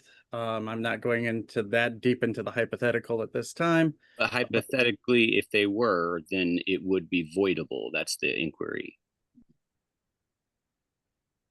I don't have a parliamentarian on hand to further on that. Jacobs in the house. Can we get him to weigh in on this? I don't think, to be clear, I don't think we can force people not to vote, and I don't think anyone's suggesting that. But I think it's important people vote with the full knowledge of what they're doing and the potential consequences of ignoring a conflict of interest. Anything can potentially be avoided later, sure, but is the chair asking? my understanding in this instance.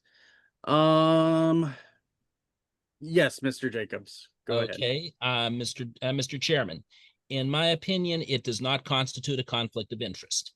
The law, this tends to be very, very tight in this, and just the fact that the members have served on this committee, first of all, it is not something where it would be a matter of personal interest because there are a group of you who served on this committee. Secondly, it would not, I don't believe that it would be a matter of pecuniary interest in any matter. So I believe that they would not be required to abstain. Even under Robert, they would still not be required to abstain. But they may choose to abstain if they so desire. Understood. Thank you very much, Mr. I'm Jacobs. ready with the roll. All right. Let us move to a vote. Mr. Bowler. Abstains the objection. I'm so sorry. Just want to be clear. Yeah, this is on the objection to consideration. No.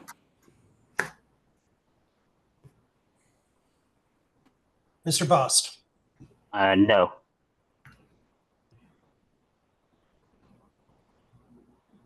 Mr. Chatterton. Yes, I object to the question. Vice Chair Dar. I will abstain. Mr. Dassing. Abstain. Mr. Ford. Could you, for my benefit, read the, what we're voting on one more time, please? It's Mr. Martin objects to consideration on the motion due to legal matters, conflicts of interest, faulty notice, and as violations of core principles. I'm going to pass for a moment. Thank you. Ms. Halsey. No. Mr. Neville. No. Mr. Martin. Yes, I object. Mr. McGee. Nay. I vote no.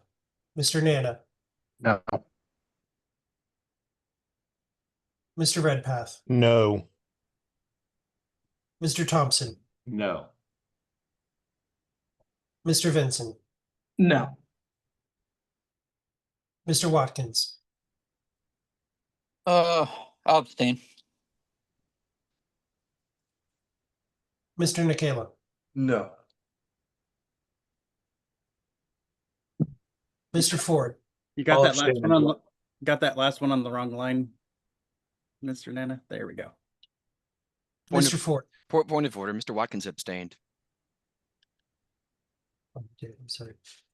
I deleted the wrong one. Thank you. Mr. Ford. I'll abstain as well.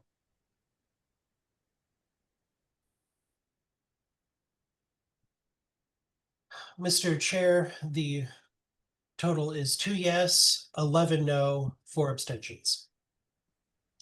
Thank you. So the vote does not pass.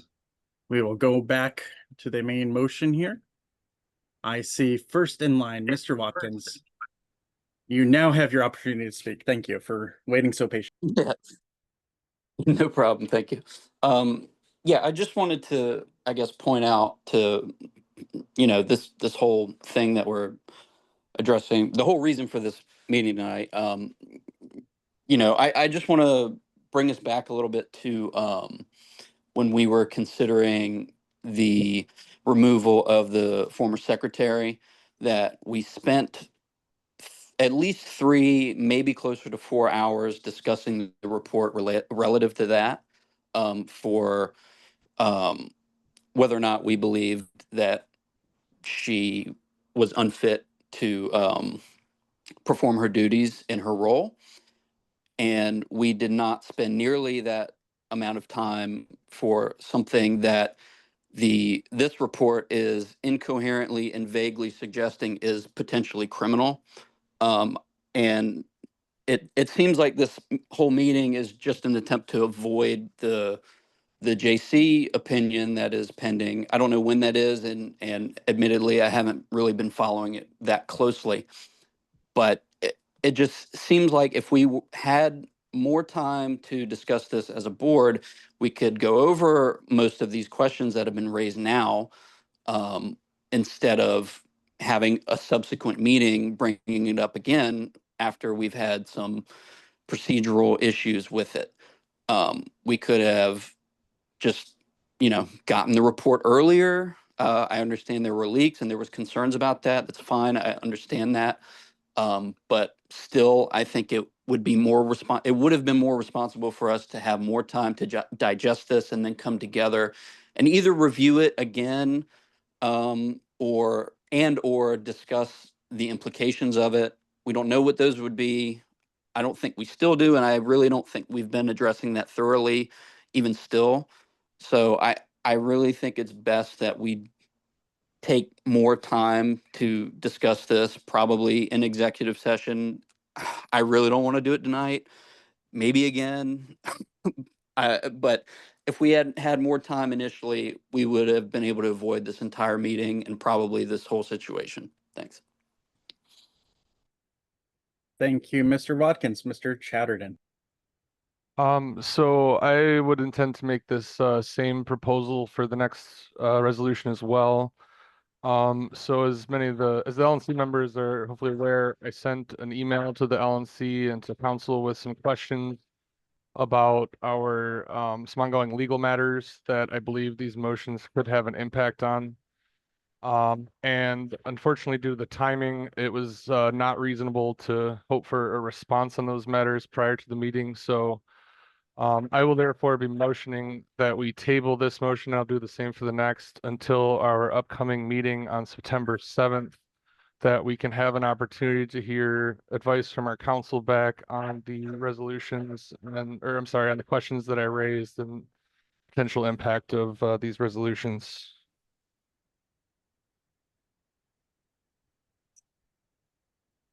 Okay, Mr. Chatterton, so you're making a motion to second. table this until which time was it again? Until our meeting that is planned for September 7th, to allow time for council to assess and respond on my questions.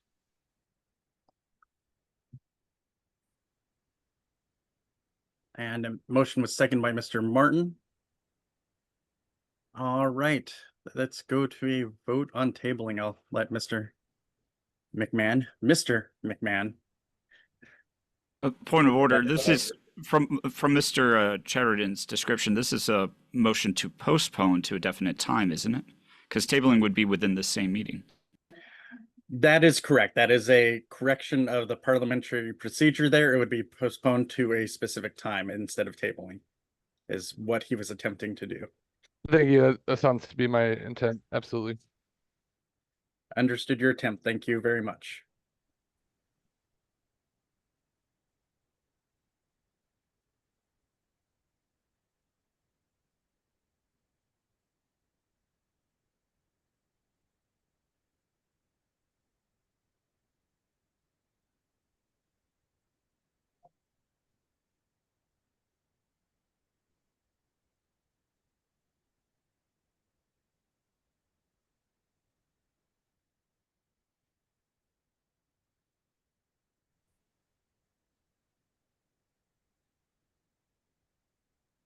Is this a debatable motion, Mr. Vice Chair?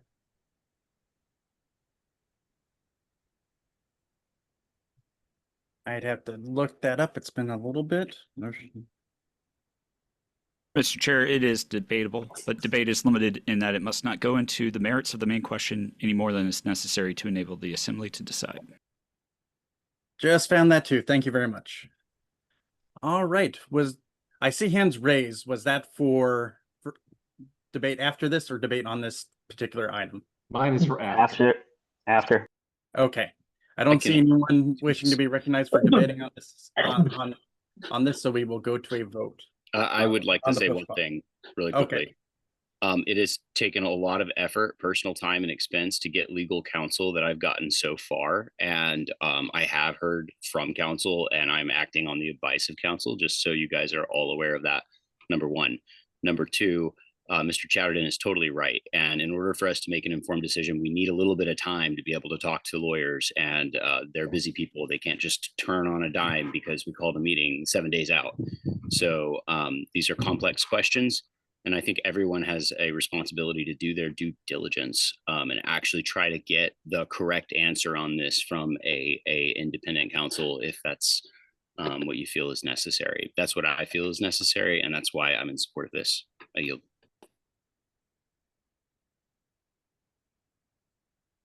Or anyone else wishing to be further recognized on this one?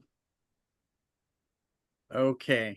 I had my hand up. I believe there are a couple people who have their hands up to be recognized on Okay. to postpone. Okay, for postponement. Okay. McGee, was yours for postpone or not? It was. Okay, go ahead. I'll recognize you. I agree that perhaps we do need more time to discuss the SIC report, but I don't think now is the time. So I'm going to go ahead and call the question. Just a point of information. We need more time, but now is not the time. Like, I'm just trying to understand what you mean.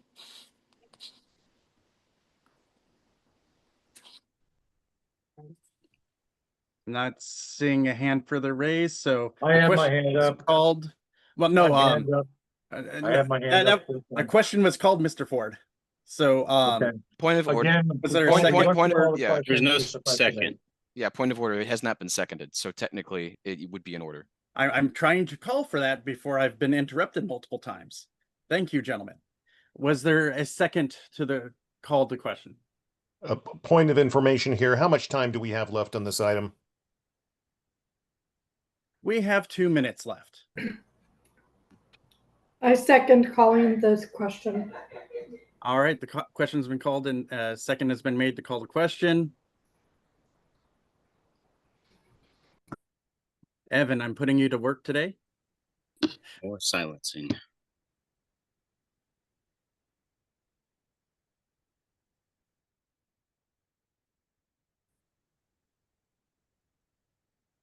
Is that McGee that called the question?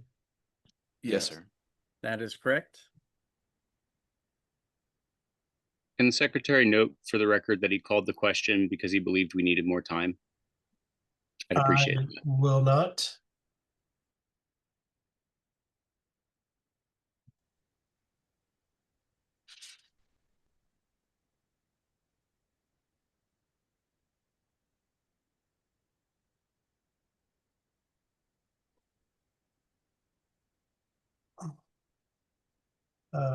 Called the question on, excuse me.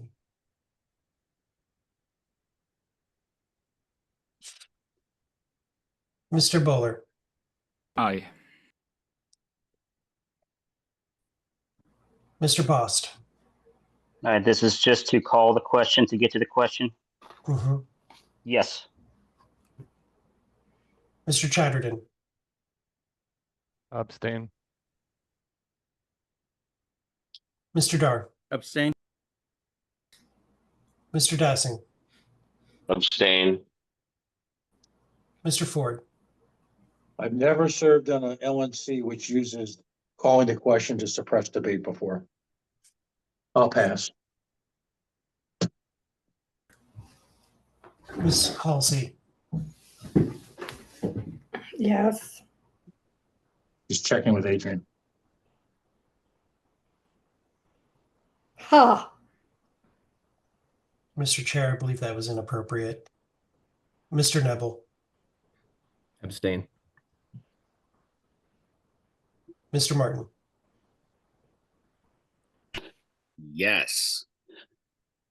I'm sorry. No, my bad.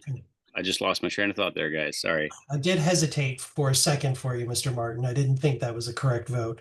Mr. McGee, Aye. I'm going to vote yes. Mr. Nana,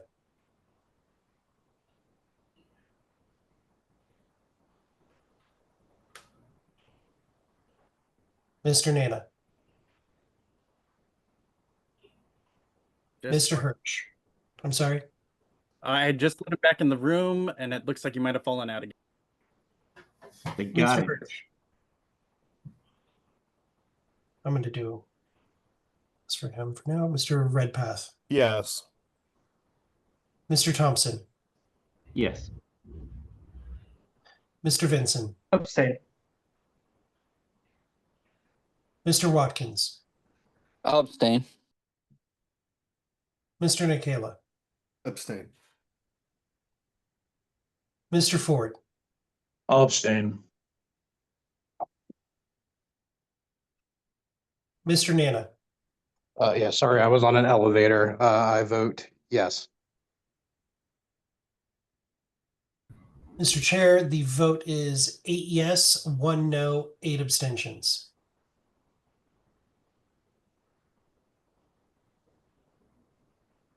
All right, so the question has been called. It doesn't really matter. We're out of time anyways. Mr. Chair, point of Yes. personal privilege. Yes. I have not spoken with Adrian in weeks. So whoever said that nasty comment needs to take it back. I'll apologize for that. That was me. Out of frustration. My sincere apologies. Thank you. Thank you for that positive interaction of calming the waters.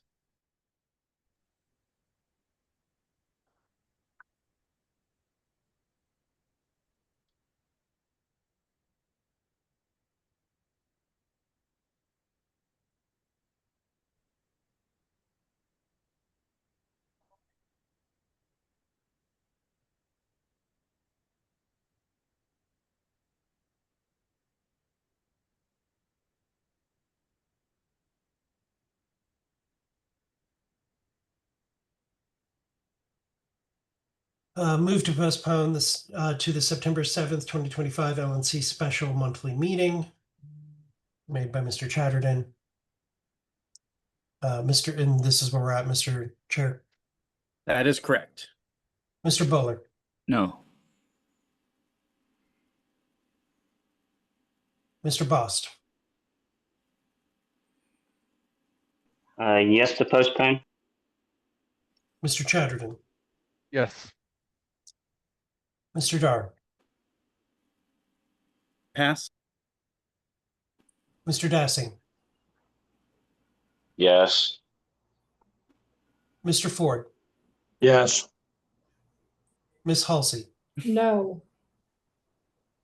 Mr. Neville, Yes. Mr. Martin, Yes. Mr. McGee. No. I will vote no. Mr. Nana, No. Mr. Redpath, No. Mr. Thompson, I'm sorry, I'm still checking with Adrian. No. Mr. Benson, Yes. Mr. Watkins, That was good, Mr. Thompson. I vote yes. Mr. Nikela, No. Mr. Dar,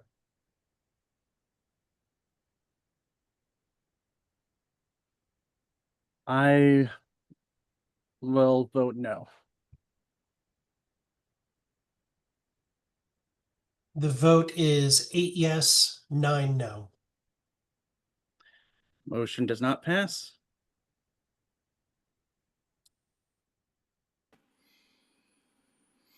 We are now at the main motion. Do we still have time on this? We're out of time, so we're just running through the votes because we ran out of time without an extension.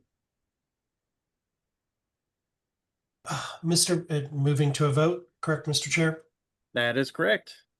Point Mr. of Bo- personal privilege. Should members just expect to just not have debates on really important stuff? We're just not going to talk about it. Not going to talk to each other outside the meeting. We're not going to do this whole thing. We just should This come is out of prepared to just order. have vote after vote, right?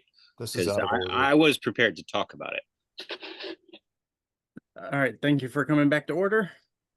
Yes, back to the vote. Will you rule on the point, please? I was not clear on which point you were trying to make there. I heard a debate. I did not hear a point. I'll let it go. Thank you. I think it's incredibly irresponsible for people to vote on this tonight without hearing legal advice on the questions that have been raised to everybody. Mr. Bowler, Aye. Mr. Bost,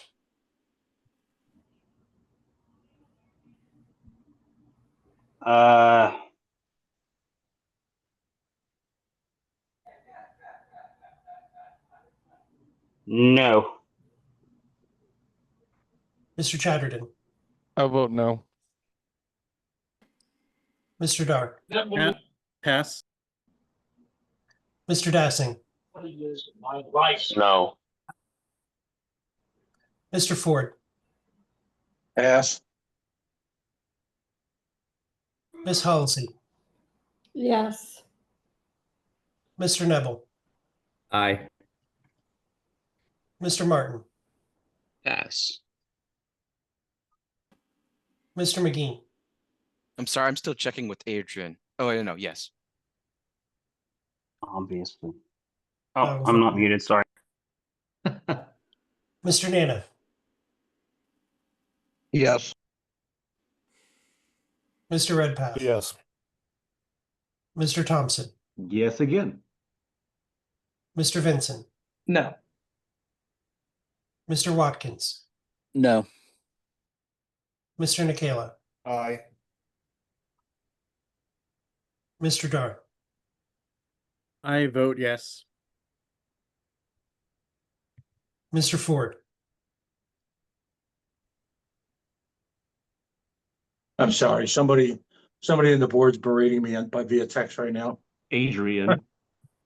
No, it's not Adrian. I'm sorry, Mr. Ford, No. what's your vote? Excuse me, I'm getting berated by text. Jesus, at week after week. Week after week. I'm asked to ignore legal principles. I know I'm out of order. I apologize. I'm going to abstain. Mr. Martin, I believe this could get us in serious trouble. I don't even know if I can participate in this vote, even to vote no. For legal reasons and for liability avoidance reasons, I'm going to abstain and advise that members change their votes because after this, you can't turn back. thank you, Mr. Martin. The votes are 10 yes, 5 no, and 2 abstentions. Motion passes. Thank you. Motion to adjourn. Yeah, I second. Objection.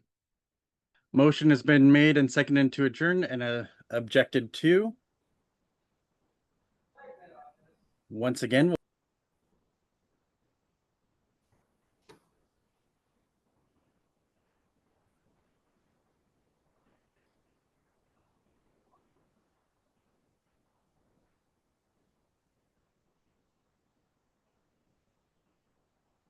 Who made the motion? That was me. Mr. That was me. Mr. Vincent, okay.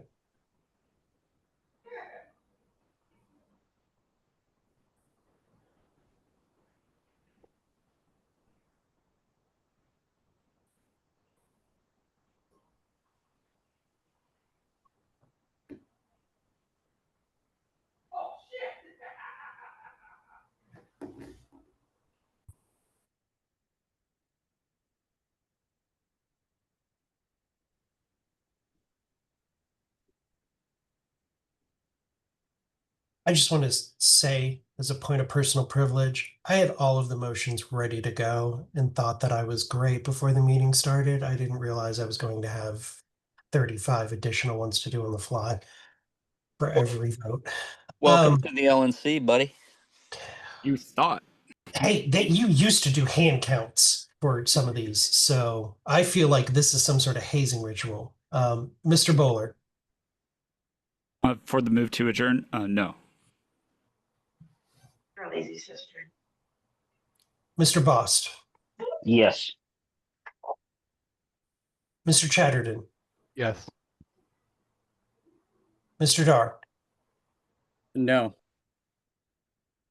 Mr. Dassing, Yes. Mr. Ford, Yes. Miss Halsey, Of course, I'm having so much fun. so what is your vote? Yes. Mr. Nebel, Abstain. Mr. Martin, Yes. Mr. McGee. Nay. I will vote no. Mr. Nana. No. Mr. Redpath. No. Mr. Thompson. No. Mr. Vincent. Yes. Mr. Watkins. Yep. Mr. Nikela. No. Mr. Nebel. Or no, you abstained.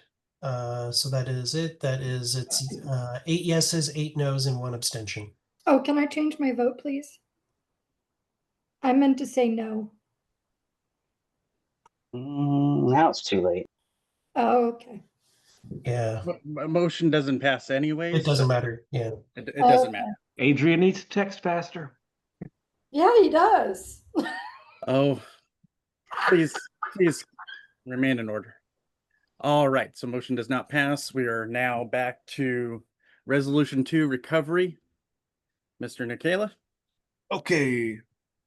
So I move resolution 2, whereas the Special Investigatory Committee finds that former Chair Angela McArdle financially benefited from her deception of the Libertarian National Committee, be it resolved that the Libertarian National Committee shall explore fundraising and/or pro bono legal counsel to pursue the recovery of funds under any legal procedures available, as outlined in this report and any supplemental reports produced by the Special Investigatory Committee.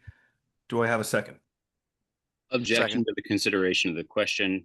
We can't even know what they're going to come up with on this, and this is directly affecting our legal strategy. This could actually cost you. You guys don't understand. I can't even say it outside of executive session. What are you doing?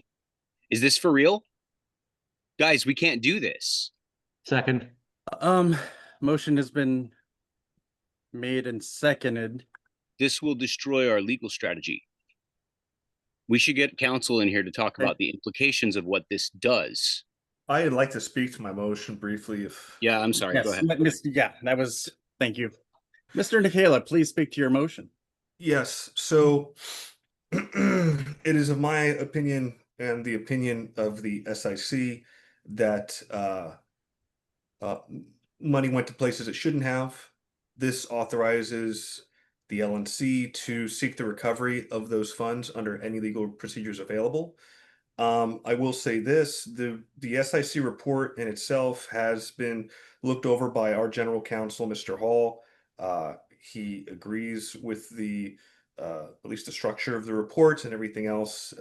He has not alerted me to anything that could be construed as going against our legal strategy. And I'll say this, I mean, I don't work for Stephen Nikela, I work for the LNC. The LNC is my boss. Everything I do is for the LNC, so I don't have a personal attorney in this case or anything else.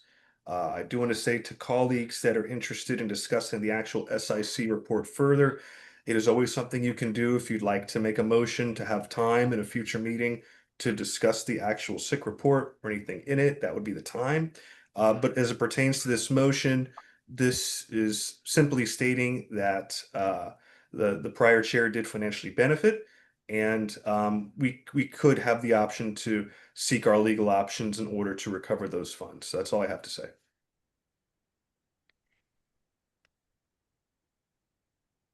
Mr. Chatterton, I see you first up in line. I'm frankly flabbergasted by the brazenness and the irresponsibility I've seen on display tonight in the face of, I believe, very urgent questions that need to be answered by our counsel about the impact of these motions on our ongoing litigation. There is no urgency in these matters that this has to be adopted tonight.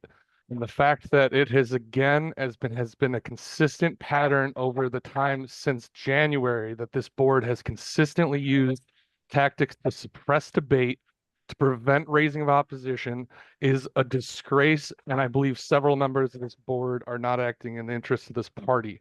I will add that I have raised several matters in the introductory section about my region report that has raised substantive issues about the merits of the SIC report, that the responses received in that time were simply focused on a couple of the most superficial elements of those concerns and didn't even attempt to address several substantive issues that have to do with the merits of the allegations and the quality and the thoroughness of the investigation performed by the SIC. So again, I put forth to this body that it is irresponsible to continue with this motion tonight before we hear advice of counsel on the questions that have been raised. And we should consider the motion to postpone this item of business until our September 7th meeting so that we can get advice from counsel on the impacts to our legal strategies before we commit to an action that closes options off from those available pathways. So I motion to postpone until September 7th. Point of order, has not objection to the second. consideration already been motioned and seconded. I didn't quite hear you on that point of order, Mr. Johnson. Hasn't a motion to object to the consideration already been motioned and seconded? I don't believe was it had a that- second. I don't believe the motion to object to the question had a second. You know what? It doesn't require a second when I looked it up here. And I was Mr. Martin, were you clearly making that objection? I wasn't clear. Absolutely. This Okay. is parliamentary. All right, no suicide. objection, no debate, we move to a vote. All right. Point of inquiry is that meaning that my motion to postpone was not yet timely? If so, I would just ask to be recognized after this vote to just reintroduce that. I won't speak Okay. again to it if that's okay. You can reintroduce it right after that, Mr. Chatterton. I'm just remedying my misunderstanding there because somebody Thank you. asked. I missed that too. I appreciate it.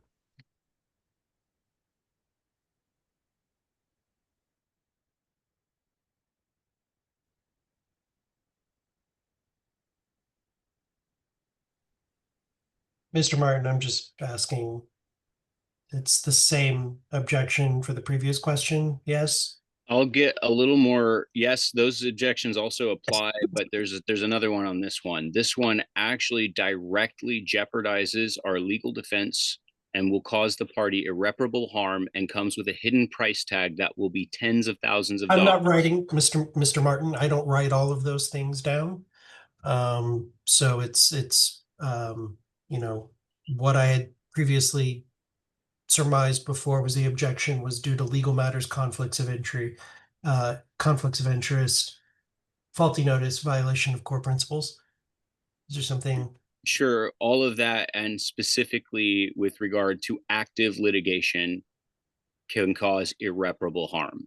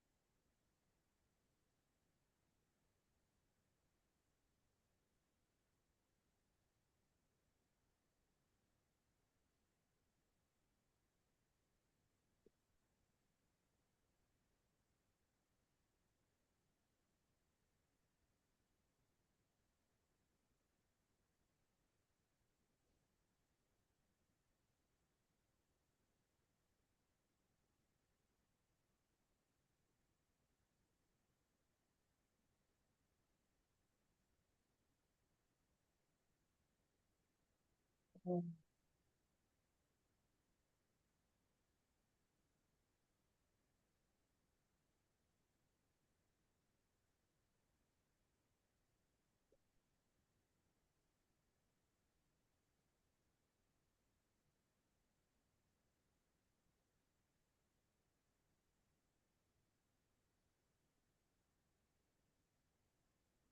Martin, does that work?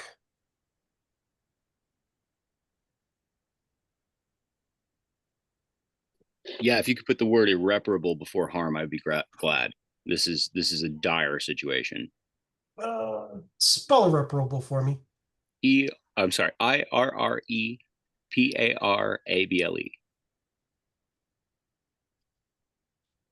If I'm wrong, spell check should help you out. It'll be fine. I can fix it later if it's not. Mr. Bowler, No.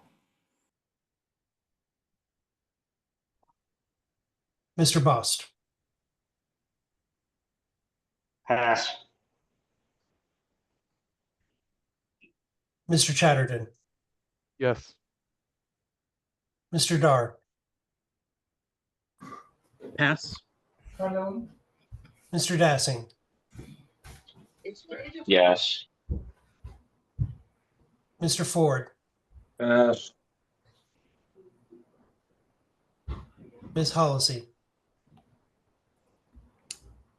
No. Mr. Neville, No. Mr. Martin, Yes. Mr. McGee. Nay. We'll vote no. Mr. Nana, No. Mr. Redpath, No. Mr. Thompson, No. Mr. Vinson,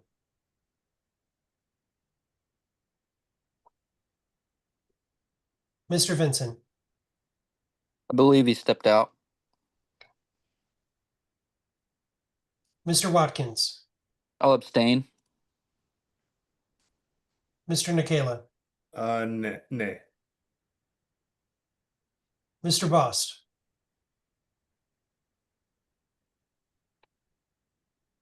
Abstain. Mr. Dar, No. Mr. Ford, Abstain. Mr. Vinson,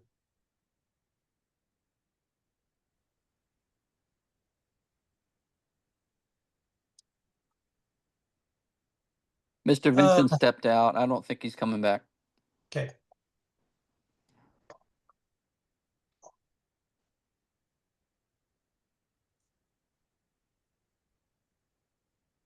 Mr. Chair, the votes are 3 yes, 10 no's, and 3 abstentions.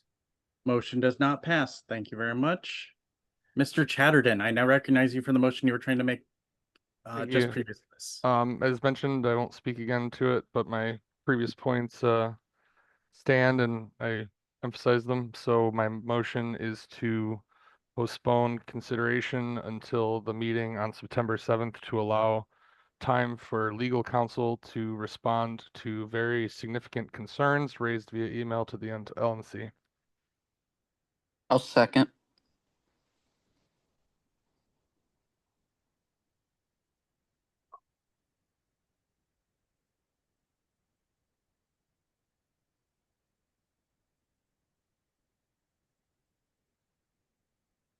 Motion has been made and seconded to postpone.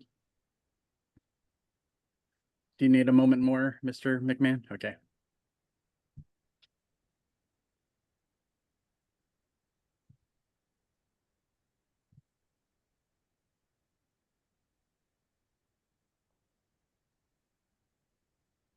Is this debatable? This is debatable, yes. So you can go ahead and take debate Okay, question. I was just making sure you didn't have to interrupt to get that correct for him. No, All right. wait, hold on. It was the same motion to postpone, correct? Yes, same motion. Okay. Awesome. Excellent. Mr. Watkins. Yeah, I just want to, I guess, thank Mr. Nikela for conveying that council I guess, agrees with this course. However, I think it would be, I guess, wise to allow the full LNC to be able to address him directly as a group, to discuss this and raise these concerns with him, rather than rely on email and the latency involved in that. I don't get why we can't just postpone it and go into executive session with council and just hash this out and figure out what's best for the organization. I don't know why we have to just cram this through and not have thorough debate and bring this up again. Like, this is the second time we're talking about this because I guess a mistake was made previously. So let's just take some time so that we can talk about it more thoroughly and try not to make any more mistakes. Thank you. How much time is left on this item, Mr. Chair? Let me see here. We have 5 minutes, 43 seconds. Mr. Boast. Well, I guess I'll get a chance to speak one time this evening. I did not read the report before because I didn't have time. I have read the report now. Concerns about council and having time to read it aside, I still think many of the points raised by Mr. Chatterton are valid, whether or not we get advice from council. But where before I abstained, I would be voting no on the resolution this time. Or yes to postpone, depending on what we're talking about. Yes, I was about to say that last part you've corrected to make it germane. Ms. Cowart. Thank you. Guys, we've had this report for 2.5 months. We've had debate. We've talked with council in multiple executive sessions at this point. I don't know what more we need to do as far as beating this horse to make everybody feel like their concerns have been raised and heard and that we've gotten our responses from council. I don't know that we're going to get any further with this by going into yet another executive session with council. Questions have been answered ad nauseum. Whenever this meeting was called and notice was given, I Questions in reached my out to the report have chair not because been I was answered at all, ever. So whenever this meeting was called, I actually reached out to the chair and asked why are we rehashing this? And my understanding is that there were no mistakes made, because I want to make that clear, because there was just an assertion that mistakes were made. I asked the question, did we do it wrong? And the answer was no, we did not do it wrong. We are going back through this to make sure that there is beyond reproach, no kind of issues with notice or anything like that. But with what we had done as a body back on June 9th, we did do it the proper way. So this is not a correcting mistakes thing. This is a just going through the motions again to make sure that there is no concern whatsoever, that nobody didn't have proper notice to read the report and ask their questions and respond prior to that. That's the only thing I wanted to say. I wanted to clear the record on that point. Mr. Nana.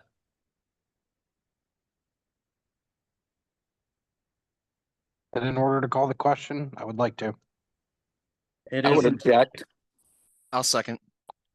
Motion has been called and seconded. There's been an objection, so it'll go to a vote. Here we are More forcing another silencing. thing through without debate of substantive issues. Point without of order. consideration The of question legal has been advice. called. This body is acting in a come to disgraceful order. manner. Point of parliamentary inquiry. Is it a misuse of the motion to call the question to suppress members' rights to express their opinions and have informed decision No, making? it is not. You vote no on calling the question if you want to continue debate. It's pretty fucking simple. Yes. I think the audience can see for themselves what's happening here, guys.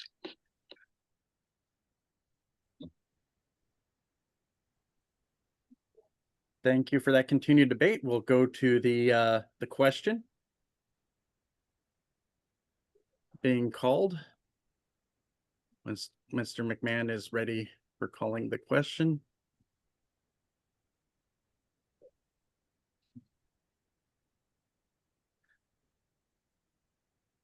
The question that is being called is for postponing, not on the main motion. How much time remains on the main motion? 1 minute, 32 seconds.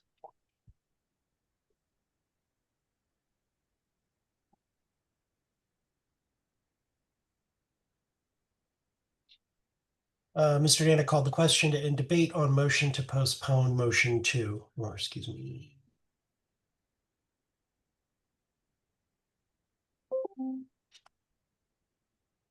Resolution 2. Mr. Bowler, No. Mr. Bost, No to calling the question.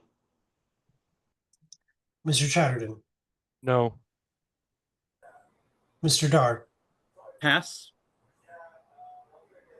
Mr. Dossing, Abstain. Mr. Ford, No to calling the question. Ms. Hollisey, Pass. Mr. Nebel, No. Mr. Martin, No to authoritarianism. Mr. McGee. Aye. I'm going to vote no. Mr. Nana, Yes. Mr. Redpath, I'll abstain. Mr. Thompson, No. Mr. Vinson. Oh, I'm sorry, he's not here. Mr. Watkins, No to calling the question. Mr. Nikela, I'll vote no. Mr. Dar, I abstain. Ms. Hollisey. Abstain. The votes are 2 yes, 10 no, and 4 abstentions. Motion to extend time. Second. Yeah, so the previous vote that failed, motion to extend time. How much, Mr. Chatter? Yes, Mr. McMahon. Just hold your hat for 1 second. Okay.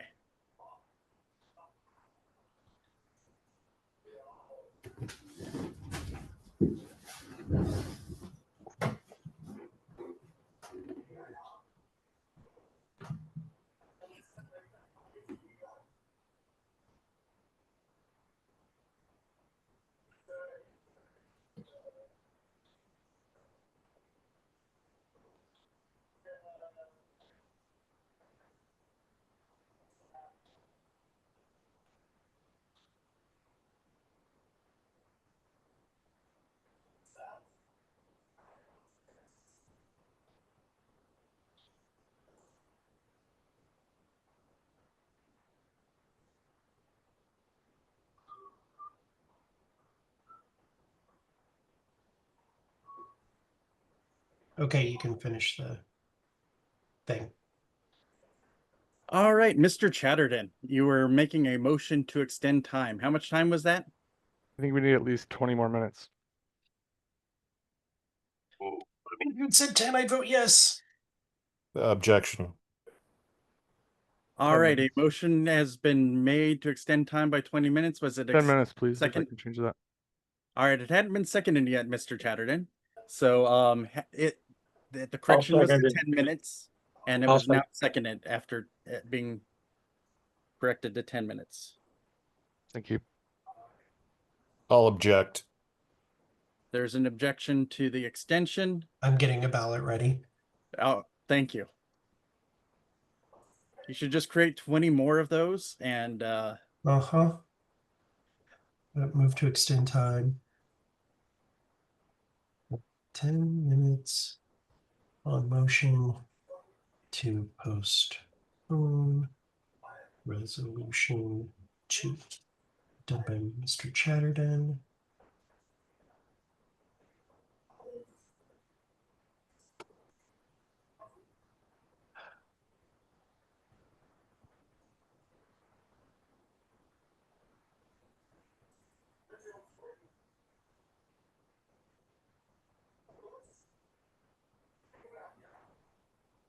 And 10 minutes. Would it be in order if I could ask Mr. Redpath to reconsider his objection? I think we're going to waste more time voting on this It's than going to pass.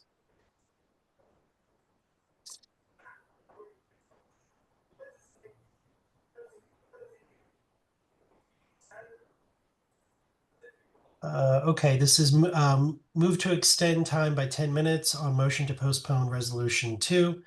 Mr. Bowler, Yes. Mr. Bost. Yes. Is it Bost or is that, am I saying that correctly, by the way?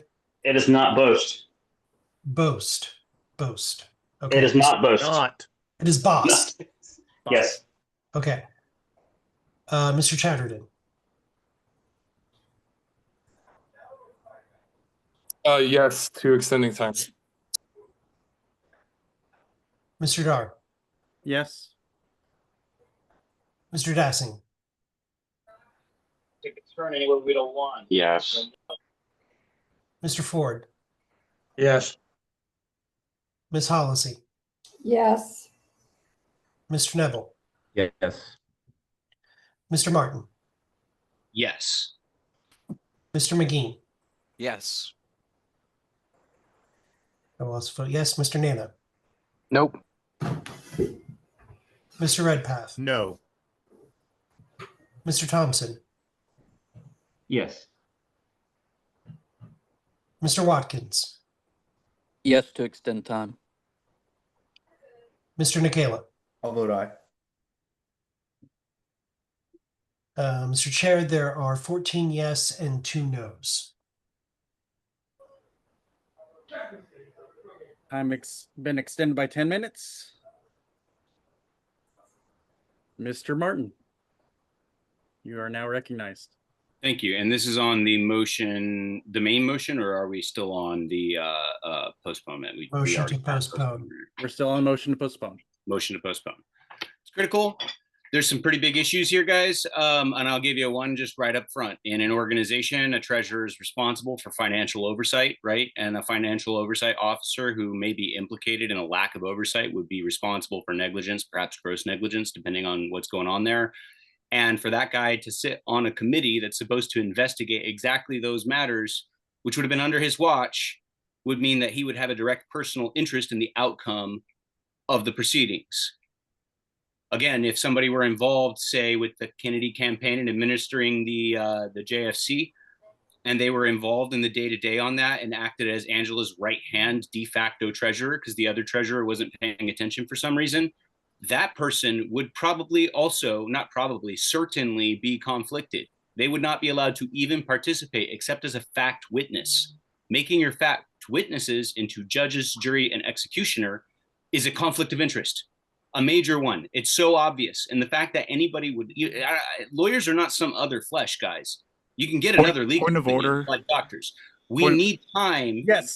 Point of order. Point of order. I don't think that this is germane to the postponement. I think that you're getting. I'm saying we towards the need merits time of the to motion. explore these conflicts. This is totally germane. These are conflicts for which we need legal opinions. They directly impact whether or not the vote, how it will proceed, who's part of it, how we are informed on whether or not the decisions that we're making are right, legal, or even in accordance with our principles.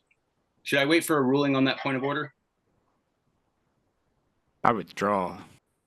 Thank you. Yeah. This is absolutely critical, guys. Just make sure it's tied in to be germane to the current one. This was what we're. It is. The reason I bring those up specifically is because gross negligence and possible financial malfeasance are incredibly powerful personal motivators, right? So when the council brings up, a very narrow construction for us to say, hey, it's all good, and another lawyer says, hey, dude, watch out, that's dangerous, we should have the time to make sure that we're not walking into a trap. This is national politics, not some irrelevant board in nowhere. We're the third largest political party in the United States, and you don't think there's interests that we might want to just make sure aren't tipping the scales in one direction or the other?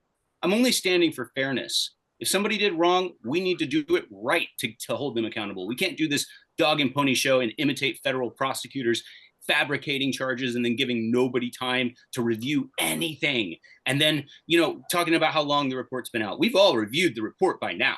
That's not the issue. But we didn't have the report to review. We didn't have it to review before we passed it, right? So it got rushed into a 24-hour voting lock.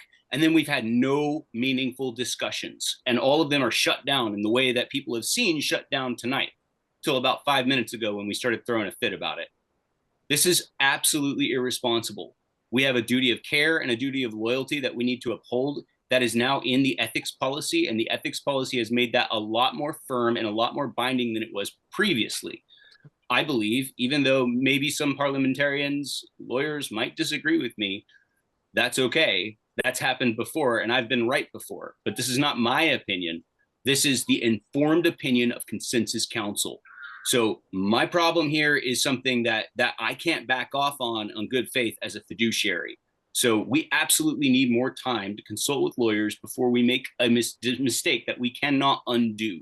Once we do this, there are things that can happen in related lawsuits that would be very, very bad. And you guys probably do not understand the implications of exactly what this means or why it matters. I can't talk about it because it would jeopardize our legal strategy for me to say it in front of the audience. That makes this even more irresponsible. I yield. Mr. Bowler. Yes. I haven't, point of personal privilege. I've rarely spoken this evening, except once intemperately. Yes, please let Mr. Ford go first. Thank you. My appeal is very uncharacteristically brief. We have a meeting in a week. Members of a board of directors have raised significant concerns. We are coming to the end of this process, but I will tell you, if we don't take every step necessary to publicly resolve this process and overcome and resolve every objection, this will be continued to be argued about for time immemorial. There's only one way to solve this for the good of the community, because we are vastly divided on this.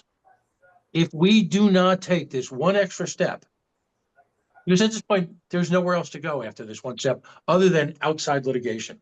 But if we do not take this one damn step right now and vet, then you will be hearing about the decision of the LNC to quash potential legal issues forever. Whether that's fair or unfair, I'm not saying, but it's a political reality that it will be continued to be used by both sides. And at a certain point, we have to bridge this issue for 1,000 unrelated reasons to this argument. But if we do not exercise that final due diligence, and we're talking a week, and then it's over, we come to a decision then.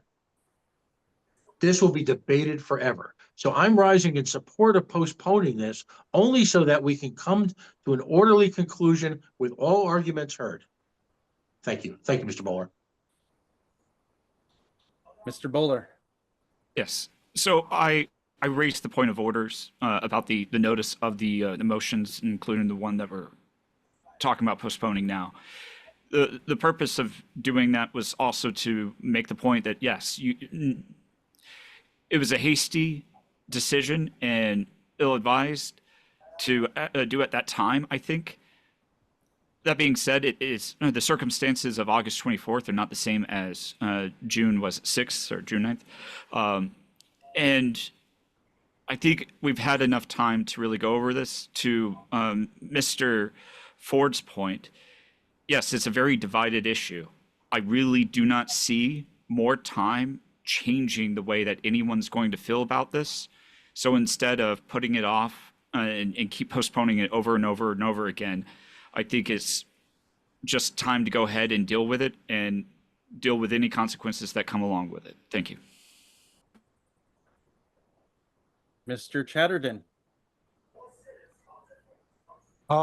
We've seen the tactics that have been deployed here over and over again, claiming that these things, we've had months and time to read. This isn't about reading it. Everyone here heard the numerous issues that I raised about concerns about the merits, and everyone heard the responses focus on one or two superficial issues around about a dozen others that are substantive in nature and have never been addressed. The actions this board is taking show conflicted interests all over the place, left and right. And everyone who's saying now that we are in a position to better position than we were on June 9th, I have just raised numerous brand new, never before raised legal concerns that have been come before this body based on events that happened in the last week that are brand new, that no attorney has commented on to us as a board. And we need time to hear legal advice on these matters before we commit more irreparable harm to this party. I believe it will be very personally irresponsible to any member who votes not to postpone this. And it is absolutely our duty to do so that we can be properly advised before we go ahead with this consideration.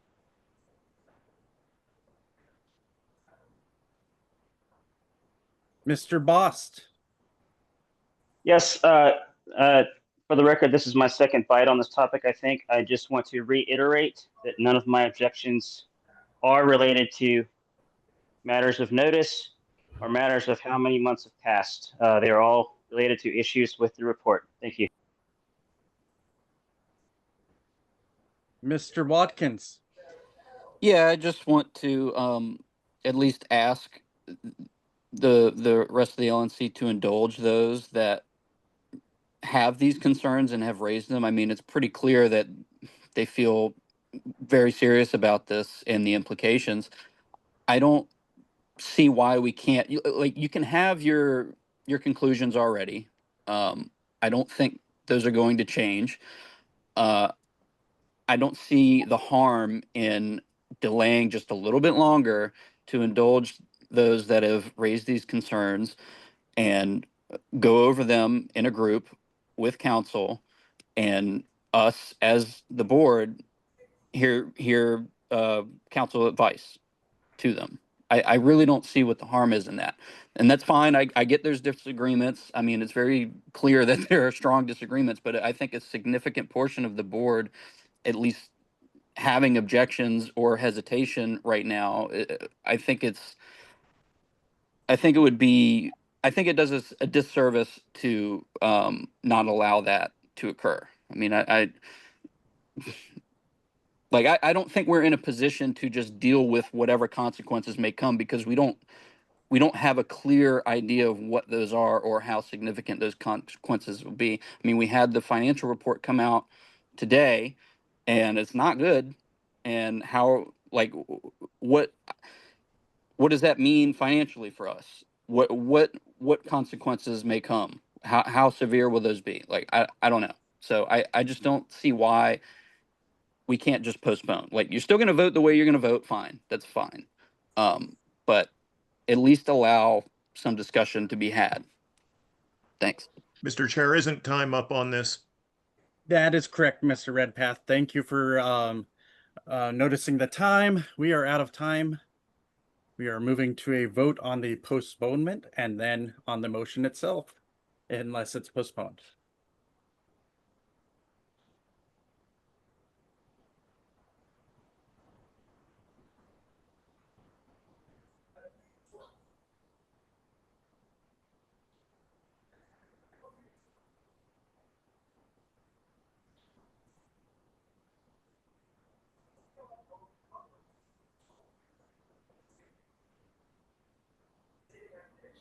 I think you're on mute, Mr. McMahon. I sure am. Move to postpone resolution 2 to September 7th, 2025, LNC special monthly meeting. Mr. Bowler. No.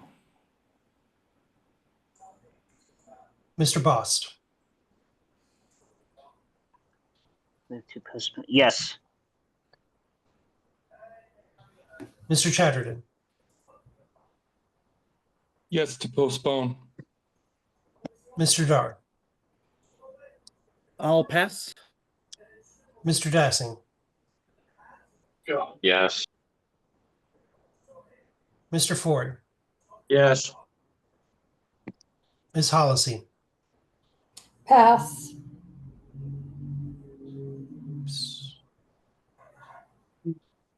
Mr. Nebel, Yes, to postpone.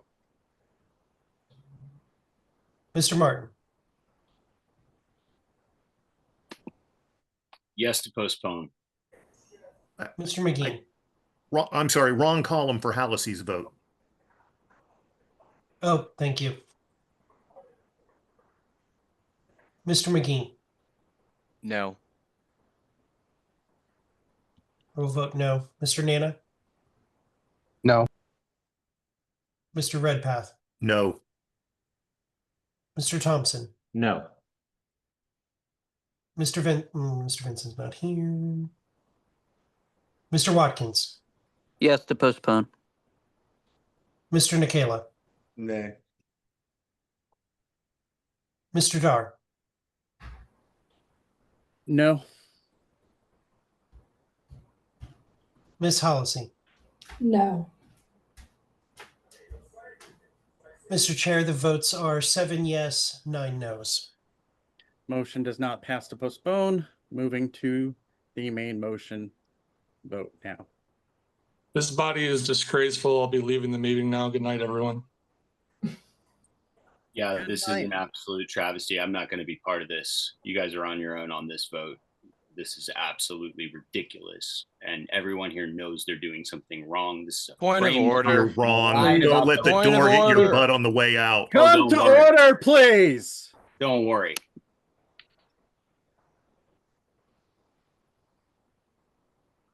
I'm sorry, Mr. Redpath. He was concerned about about Austin's door. That's what I thought.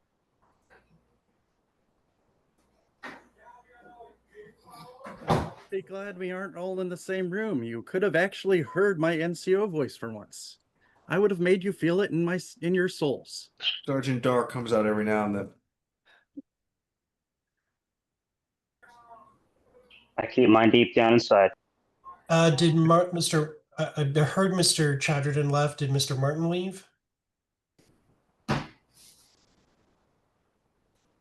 I believe so. Said he was leaving. I did not. I'm not seeing him right now. I believe Mr. Lamb is present. Mr. Lamb is present. My intention Yes, was I'm present. Okay.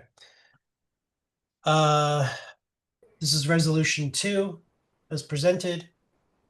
Mr. Bowler, Yes. Mr. Bost, Under the circumstances, I have to vote no. There's no other way. going to ask Mr. Chatterton or Mr. Wiley. Mr. Dar, Yes. Mr. Dassing,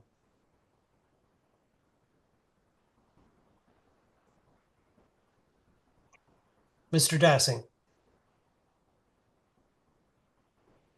Mr. Bracco,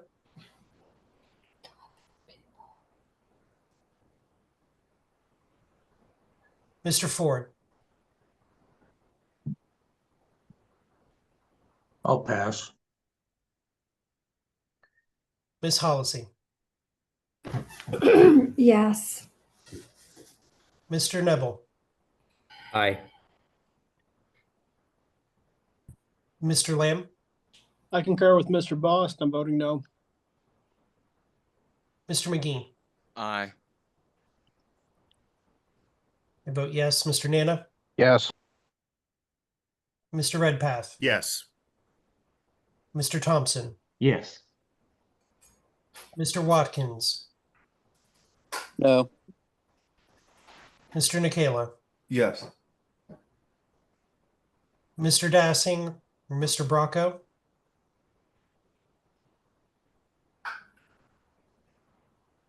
Mr. Ford, I'll abstain.